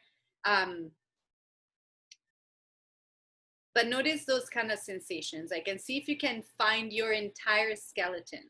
So even though you might be in a kneeling position and your shin is the bottom part, right? Can you feel the weight traveling through the shin to the feet, even as you're there? So can you map the entire skeleton in your mind and see what happens? Right? And if you feel, and this is good for muscles too, right? But I think it's also a fairly useful way for people to think about, is if you feel that there is a lot of stress, and it could be tensile stress or compressive stress in one specific part of the body or in one specific joint, can you diffuse it? And that might mean shifting position slightly, right? Which is fair, like we said last time. Like, you don't want to get stuck, right? You want to be able to organize yourself and have control over your position, right? So that there is a little bit of movement in a lot of places. Think about the tensegrity. Want to distribute the movement and the force in a lot of places, so that there is a little bit of movement in a lot of places, as opposed to a lot of movement in few places. Because the more force or movement you apply to one joint or one part of the body, right,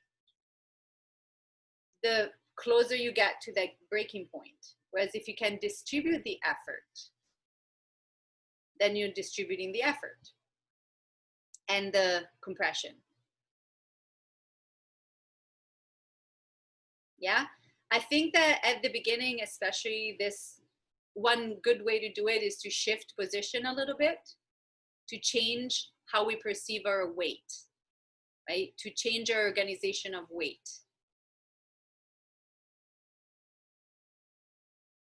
As we move, or get, a little bit more attuned to your sensations, or a little bit more subtle in what you can sense, and so on and so forth, sometimes the idea even changes.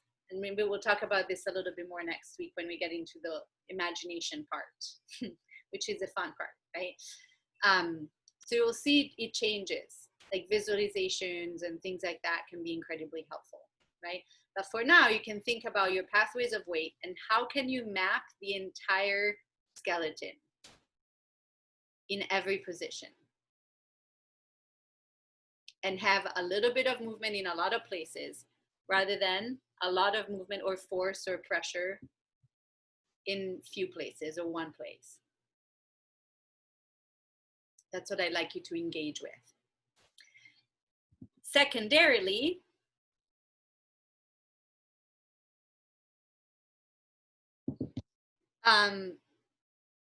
the vertebral movement patterns are the principal ways in which we express ourselves in the world through movement. These are from developmental movement, Bertenieff, actually, I think. And there's 4 of them. There's yield, push, reach, and pull. If you think about babies, the first thing that they do when they're born is they just gonna yield. They're kind of potatoes. Just don't do anything, right? So weird. And then they start to push. The first thing that they do is they push, right? Then they start to reach for things, and then they start to pull things to them. That's a progression, right? What we work with mostly in yin yoga is yield and push, right? We don't necessarily need to do, you can add reaching. Pulling doesn't really apply much. Reaching you don't necessarily need to do it, but it can happen if you want to add a sense of reaching in certain positions. It certainly works. But what I'd like you to play with today is yield and push, because yielding is an active meeting and readiness to respond, right? So yielding is our ability to essentially just release our weight into the ground following the pathways of weight. And weird as it may sound, and I'm sure it's not going to be really weird for you because you're all, movement people, yielding is not that easy because we all tend to have a lot of holding patterns, right? As you see, when you do yin yoga, it's like, why am I sitting here and my glute is like twitching? Does not need to happen right now. There's nothing happening. It just needs to relax. Like relaxing, not that easy. If it was easy to relax on command, we probably would be out of a job, right? And nobody would have problems. However, that's not the case, right? So yielding is an active meeting and a readiness to respond. So you're yielding into the ground, right? Following your pathways of weight. In developmental movement, I'm gonna make it small because I can't read it again, has a quality of resting in contact with the environment. It underlies our relationship to the world, our ability to yield. It is in some ways, I think, the closest or the way that I would like to think about surrendering when we talk in yoga culture about surrendering, about giving in, which is also not the same as giving up, right? Giving in, surrendering, feeling the support, right? Which Yeah. Which is the thing I asked you earlier when you get in sort of sintony, si dice? Attunement. Quella roba lì with pain. So that you are enjoying the yielding. Yes. Oh, that's nice. Yes.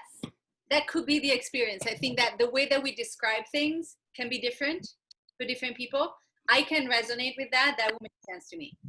It's like it's a way in which the pain is tolerable, and what I'm mostly focusing on is being held and being supported by the ground just through yielding of weight through the pathways of weight. So the fear signal, right? So danger, like pain being a danger signal, it involves that there is certain fear involved. Once you take the fear out of the picture, pain will relate with pain in a different way, right? And taking fear out of the picture means having that reprocessing where it's like, is this actually dangerous or is it just a little uncomfortable, right? And if you can find like the good thing about yielding or surrendering or all of these things, and I like yielding better, but it's a little bit of more of a technical term and some people, don't know what it means, right? That said, it's an active releasing of weight. It means to actively be able to feel the support of the world, which is not easy, right? But it is beautiful when you feel it, when you experience it, right? So the way in which we feel the support of the world is through feeling not only our weight melting into the ground, but also what we call ground reaction force, which is physics. To every force, there is an equal and opposite reaction. Which is also the meaning when you feel grounded, when you are like 100% in the right place. I mean, in the right spiritual place and energetic place in the world. Probably, I would like to. I can resonate with that too. Grounded is another one of those words that can be interpreted in a lot of different ways. Grounded, centered, things like that. I can resonate with that. I think being able to yield in an active way, being able to feel supported, and this is how I interpret yielding. It's our ability to be supported, to be held, to feel held. It involves the fact that we have felt support before, that we have experienced support in a physical and emotional way, so that we can take ourselves back there safely. Right? And this is, to me, it's one of the big things about yin yoga that can be very useful. It's like it teaches us to be in an uncomfortable position and feel held and supported through yielding our weight, through the pathways of weight, and so on and so forth. Right? It's a negotiation of discomfort, but it also means cultivating our ability to feel support. The support of the ground and the support of our bones, because ground reaction force, right? Weight travels down through the bones. Ground reaction force travels back up through the bones. Takes the same exact pathway. Pushing is the next step, and it's basically yielding turns into push, right? Pushing is a purposeful engagement to differentiate. We push into the ground to find our pathway into the bones and into ourselves. Pushing is an engagement to differentiate. And by differentiate, I means to find ourselves as a separate entity from the ground. So you're not melting into the ground. You're yielding and you're potentially pushing. Pushing can be very helpful to reorganize our weight distribution, to find balance joint space, and to clarify the pathways of weight. That's the first thing that you'll do, right? If you're in an uncomfortable position, you're going to push somewhere to shift the positions of your bone. Now, the interesting thing is that I can push with my foot, and the push of my foot can manifest in any place between my foot and my head or my hands, right? I can let the push travel and just move my knee.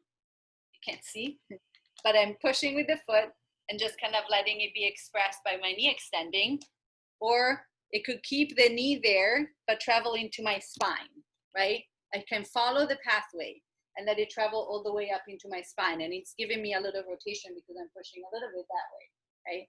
Yeah. It doesn't have to be that, right?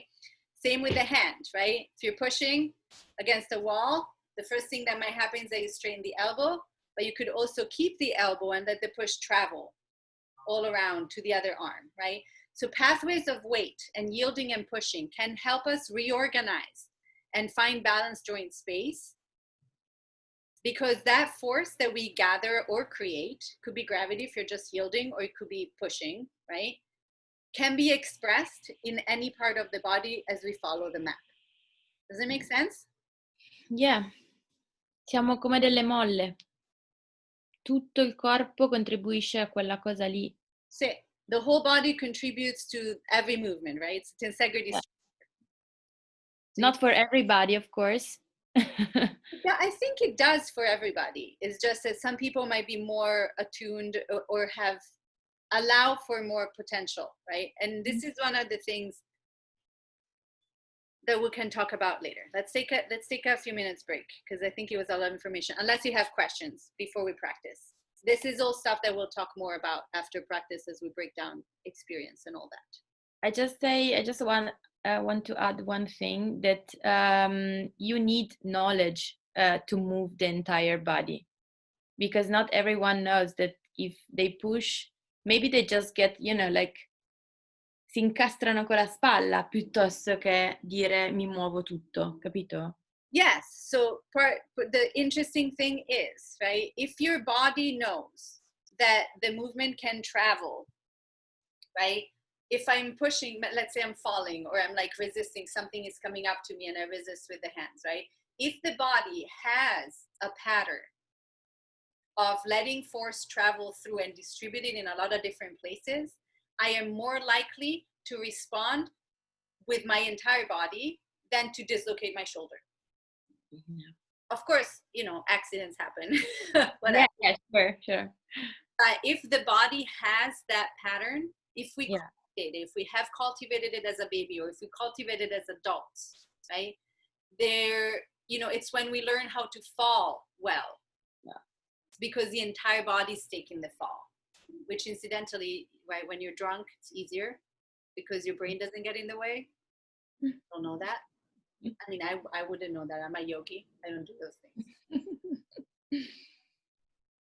Yeah. Take 5 or so, or even 10, and set up your spaces and we practice. And we'll do the same thing. So you keep the questions for later. But if you have questions about what I want you to, think about, ask me before we start practice to clarify. Yeah. I have to go pee.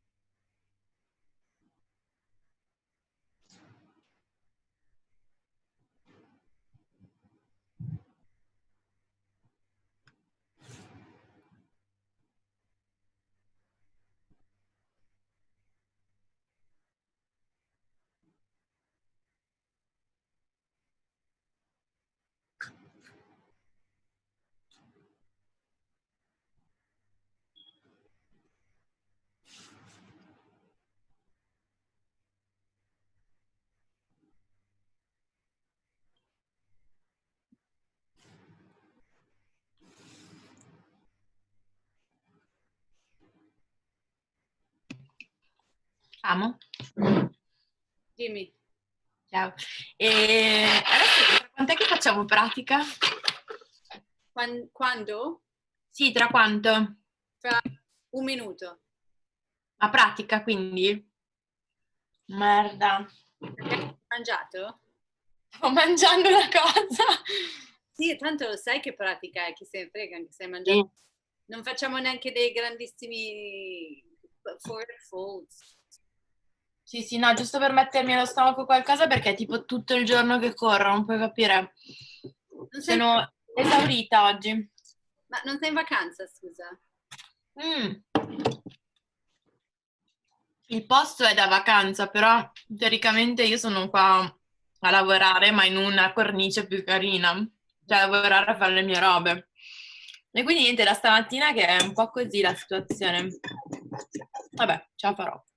Io tutta la settimana, io mi ero dimenticata, ho pianificato questo training con Saskia, mi sono dimenticata che ieri io insegnavo 8 ore di training No, vabbè. allo studio, quindi ed è tutta la settimana. E sei dietro a parlare come una lippa. Sì, e slides, e mi fai le slides, per tu significa, mi stanno per cadere gli occhi. Immagino. Out at the sockets, you guys. Oh, Amalia, I really like your. Oh no, it's not stairs. It is stairs behind you. So interesting. I like it. Yeah, I don't really know how to describe what this apartment is. It's not really a loft, but maybe it is. Yeah, and it's like just this giant room for my living room. Oh, nice. Yeah, my partner's moving in at the end of the month, so we have nothing in here right now. It's like just this empty space. So it'll be nice to actually like have a couch, like actual furniture. It's nice empty. Yeah. Yeah, it's nice like for moving around. Like I've definitely taken advantage of it. Thing too, actually. Way easier to if the space is empty. Yes. But I'm glad you're gonna get company too. Hi, Leanna. Space worked. Hey. Okay, so any clarifications on what I'd like to think about? Go catch your assistants. Good job, Emily. No? Good? We start in Sphinx. Whenever you're ready. I'm ready. She's ready. Aw. Janet, where is your dog? My dog is with my family. Oh. Yeah. That little one. She was with us in Tuscany? I don't remember. No. What? She didn't come with us in Tuscany, no? Right. No, she didn't. She came to pick you up with your boyfriend at the time. Yeah. She's small, but she has a huge personality. She's too much to handle. Shocking that she's your dog. No. Thank you, Varga. Janet is my personal favorite burlesque dancer on the planet. Has a set where she has a cat mask. Some of you will appreciate. Follow her; she's incredible. Anyway, Sphinx. I'm gonna do some with you because my body's a little broken. You can have your elbows wherever you want. Should be about approximately somewhere around under your shoulders. Right? A little further forward, you go lower. A little further back, you come higher. I'm gonna give you 5 minutes. Actually, let's do 4 because some of us started already. Good job. If you want to go higher, you can, right? You can close your eyes if you want. You can support your head however you want. However, I'm going to invite you for today to notice if you drop your head down all the way, you kind of lose a little bit of the structural bone support, I think, or sensation. It's a little bit easier to get into the muscles and the nerves. If you keep your head up, or if you support it this way, or even support it this way. But if you let it be supported, I find it's a little bit easier to stay within the bone sensation. And just kind of consider the fact that you might not have thought about feeling or sensing your bones much in your career. I mean, you're all my students, so you probably have. I probably told you to do that at some point. But it might not be your go-to. And the pathway of weight from the head to the feet that you're looking for is from head into front of the spine, and see if there is even a difference if you think about the front or the back of your spine, into the sacrum. From the sacrum out through the SI joints, into the hip sockets, down to the thigh bones, through the knees, into the shin bones, through the ankles, into the feet. The last point is somewhere between the big toe and the second toe, let's say, or you can think about the big toe. And then as for the upper body, you can go from your head, some of the weight will go all the way down to the feet. Some of the weight will go from the head into the spine, around the rib cage, from back to front, finding the three-dimensionality of your rib cage, into the sternum, into the collarbones, to the scapula or the shoulder blades, to the arm. And though you might feel a lot of the weight on your elbows, if you're still on the elbows, can you trace it all the way down? Can some weight travel all the way down along your forearms into your hands and fingers?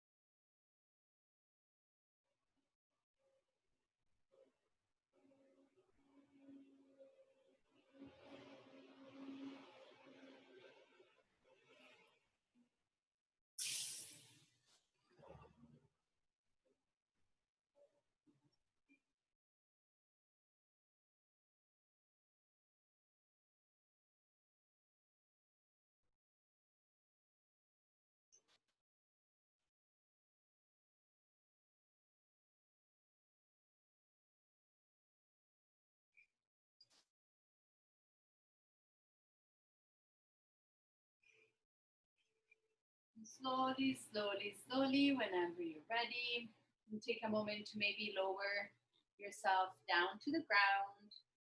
If you need to take a wiggle, take a wiggle. You want to just take a few breaths there, take a few breaths there. Next thing that's happening is pigeon.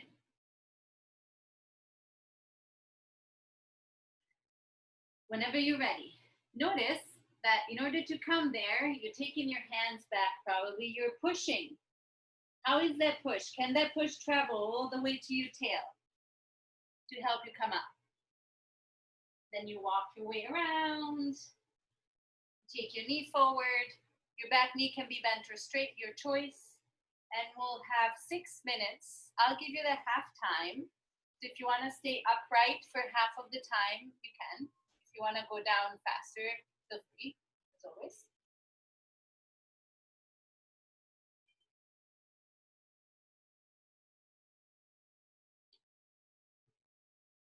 Just see if you can trace your pathways of weight. Top is still, if you're upright, is still your head, right? So from the head down to your feet and from the head down to your hands.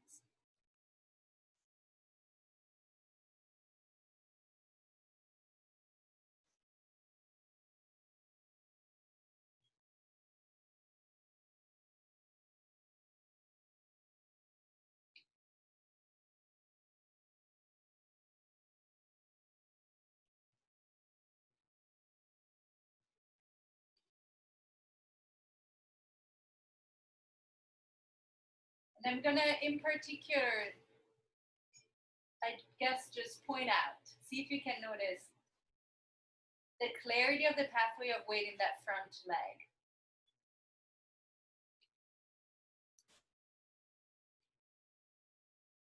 And if you can consider what balanced joint space might feel like, or how you might explore it.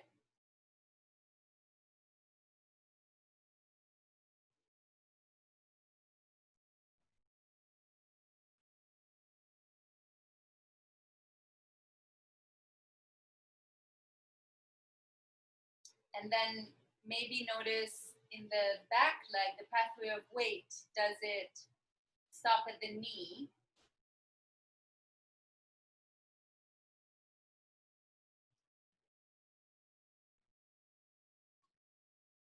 Can it go all the way to the toes?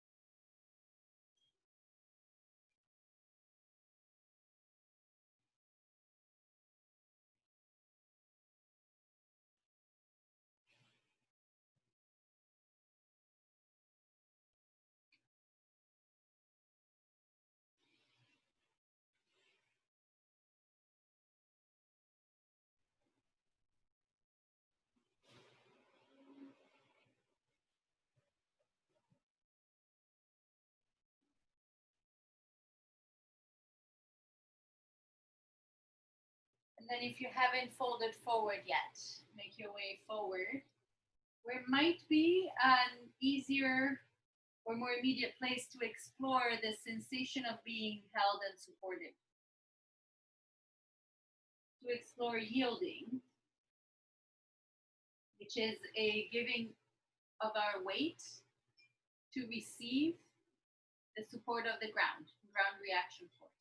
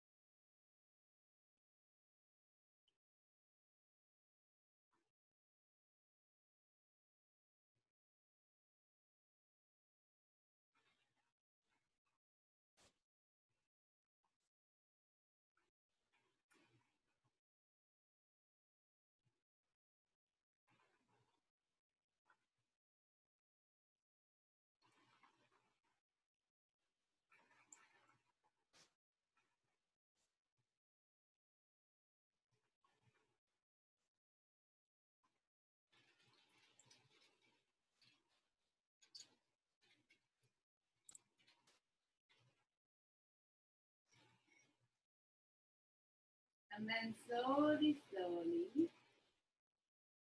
you walk your way back up. From here, if your back leg is straight, you bring it in. If you need to give your front leg a little shake off, go for it. If you want to see what happens if you don't shake it off, go for that. And then we'll come to our quad stretch. So you go down on the side of your Baddha Konasana or front leg. I'm totally wearing the wrong outfit today, but you know this. Good. You might stay there. You might play with your twist. You might lay all the way down, right? Whatever variation. Muscularly speaking, we are working towards a quad stretch. Quad and hip flexor of that front leg. However, for a lot of us, there might be a lot of jointy things to explore. The ankle of the back foot, the shoulder that you're leaning on, right?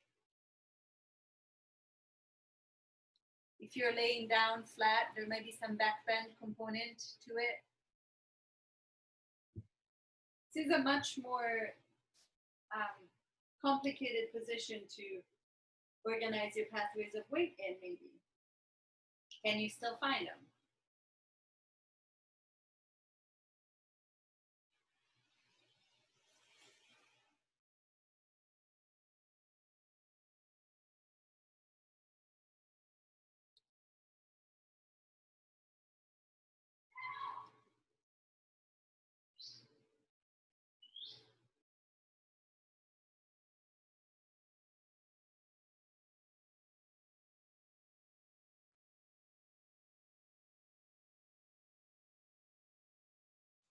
And secondarily, but kind of important, see if you can notice what needs to happen in your muscle tissues in order for you to feel your bones, in order for you to feel your pathways of weight.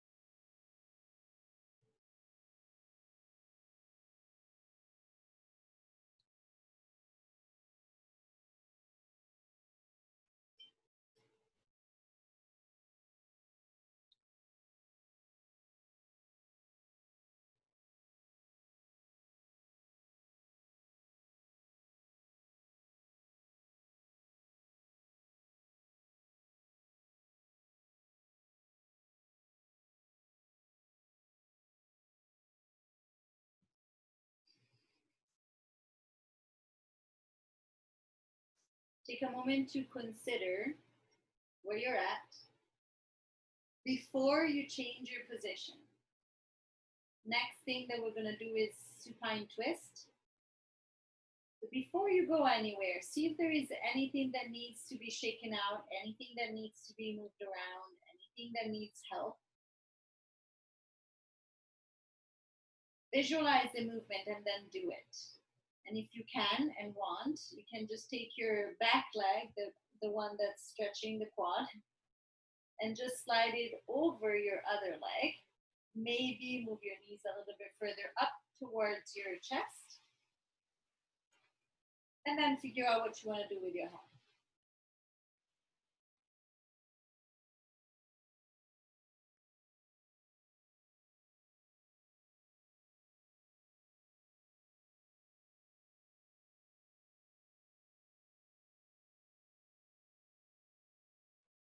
And as your head is now finally, hopefully comfortably on the floor, for some of you it probably was comfortable in the other pose too, but for some of us this might be the first place where you really have the head fully supported. How does it feel? What does it feel like to feel the head completely supported? Does that change your experience of your neck, of your shoulders, of your spine? Maybe yes, maybe no.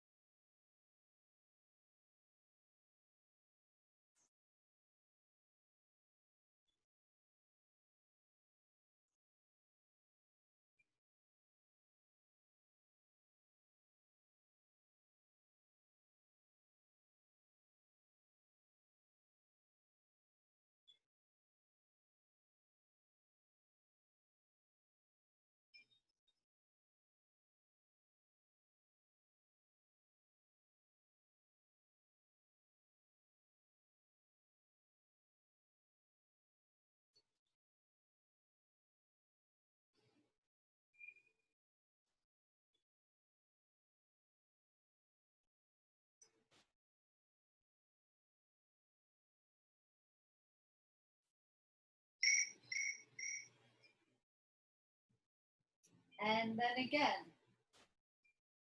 Next position is your side bend. See if you can, or see what happens if you visualize the transition too. So you kind of tell yourself in your mind what you're going to do. And then you do it. And as always, if you need a wiggle or a stretch, go for it. But there's a way in which you can also investigate the possibility of feeling your pathways of weight and yielding and support and all of that, even while you're moving as they change, which is trickier.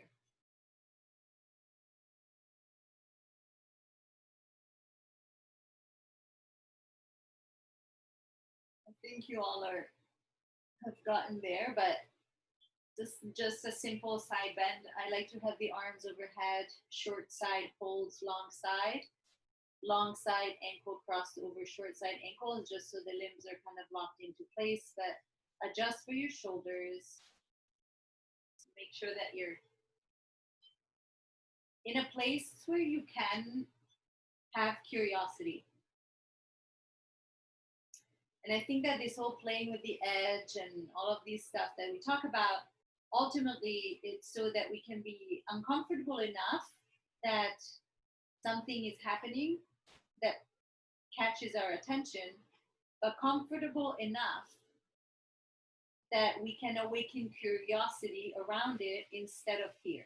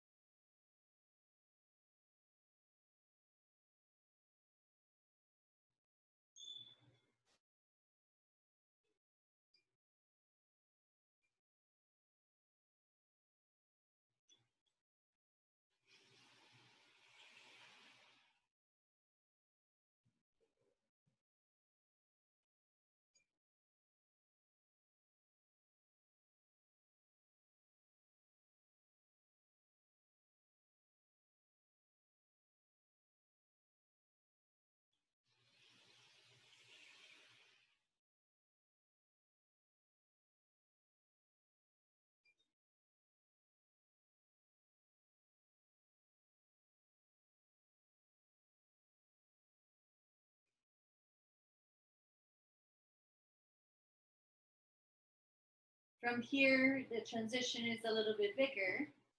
You're gonna roll over to one side and eventually make your way up to sit. And obviously, you're gonna need to use muscles to move the bones. See if you can keep both in mind. And you're gonna need to push into the ground to help you come up. Take your time.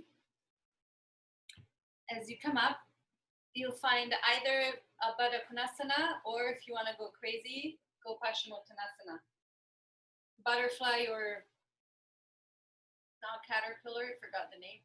They have different names in yin, which I should also remember, but whatever. If you're taking either forward fold, right? Remember, if you drop your head, you're kind of like pulling on your nerve too, on your spinal cord a little bit more. So that might increase intensity. Your head is supported, it might feel a little bit less, right? Just notice what's going on.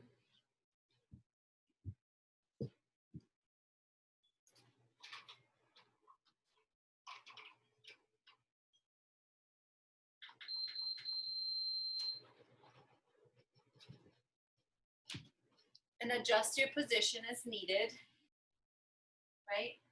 And maybe you even start just here. Find your pathways of weight.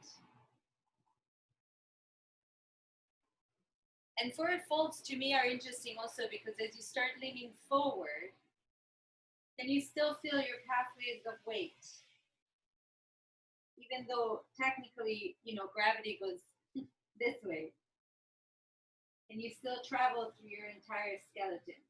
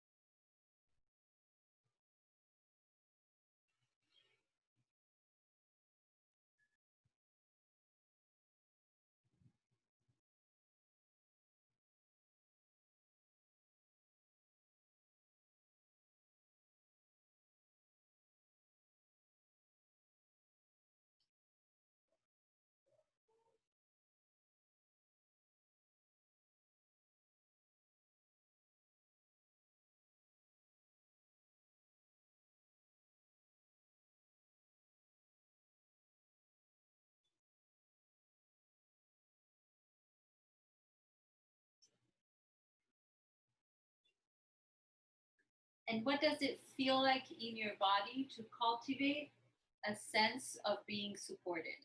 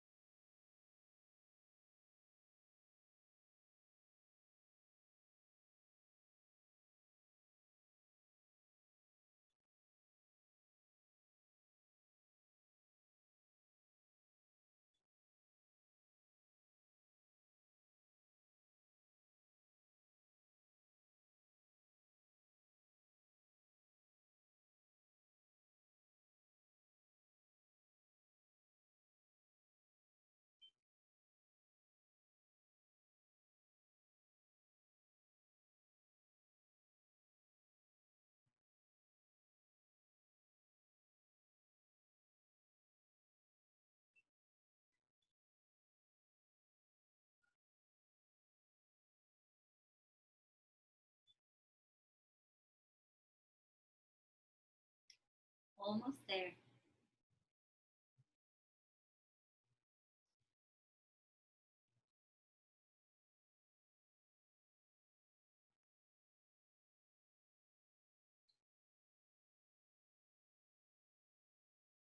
Whenever you're ready, you can use your hands to help you push. Stay connected to the ground. As you travel your way back up, shake off what you need to shake off. Whoa. Have another assistant. We'll come to pigeon on the other side. I'm going to turn around so I can face my cat. It's very important to my practice. She's not going to be happy about it at all.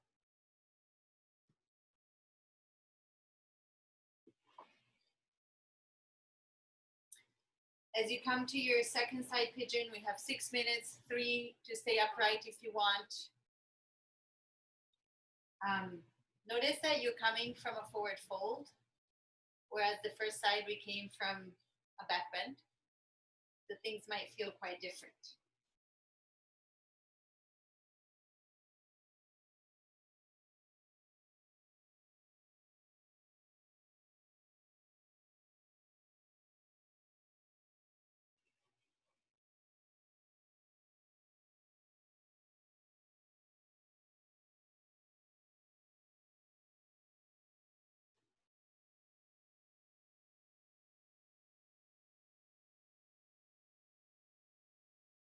Find the pathways of weight.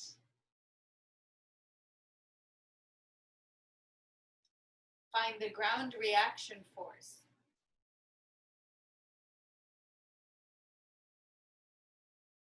Notice what needs to happen in the muscles for you to explore weight.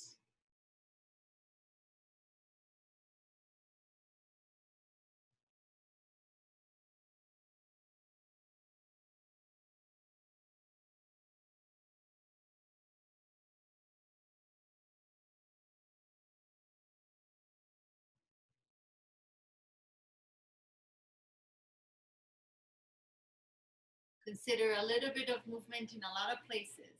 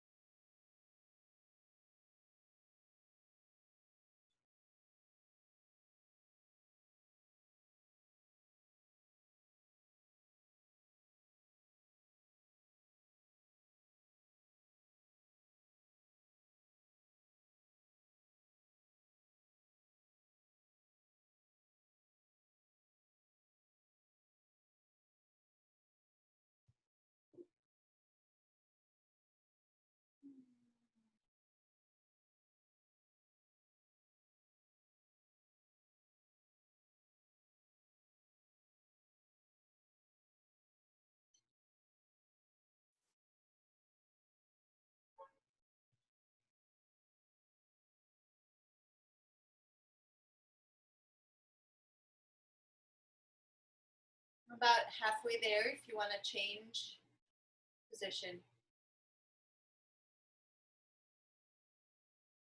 If you are making your way forward, you might notice what it feels like to look for support through a sense of yielding. Through maybe a sense of allowing yourself to experience support.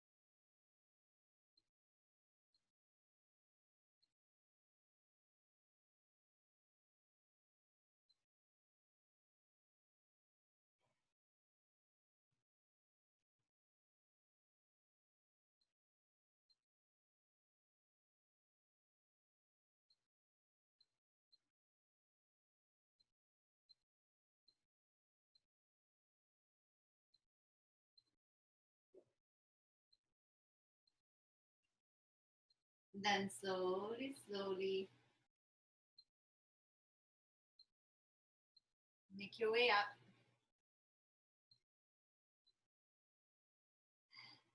Take all the wiggles you might need to take. Bring your back knee forward on your own timing. Make your way into your quad stretch. Turn this way so I can see you.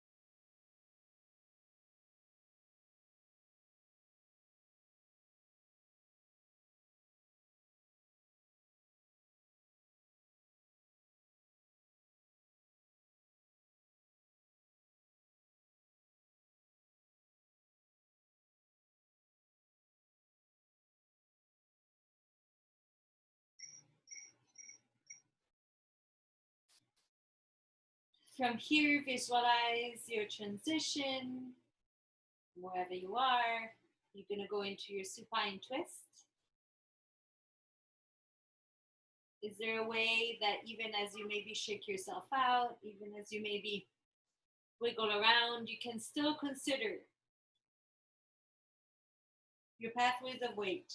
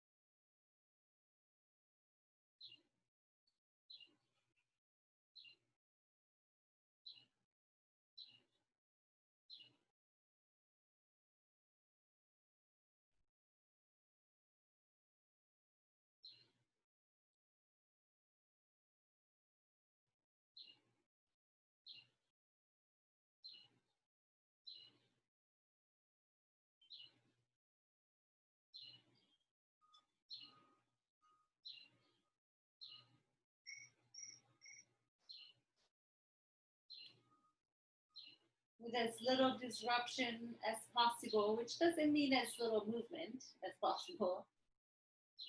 As little disruption of your energy, maybe, and of your attention, to make your way from here into your side bend.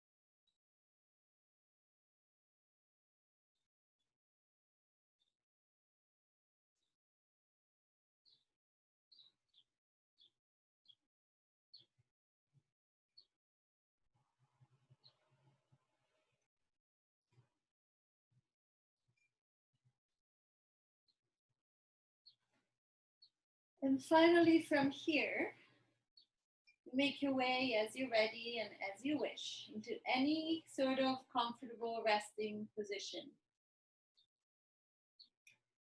Any surface of your body, any position.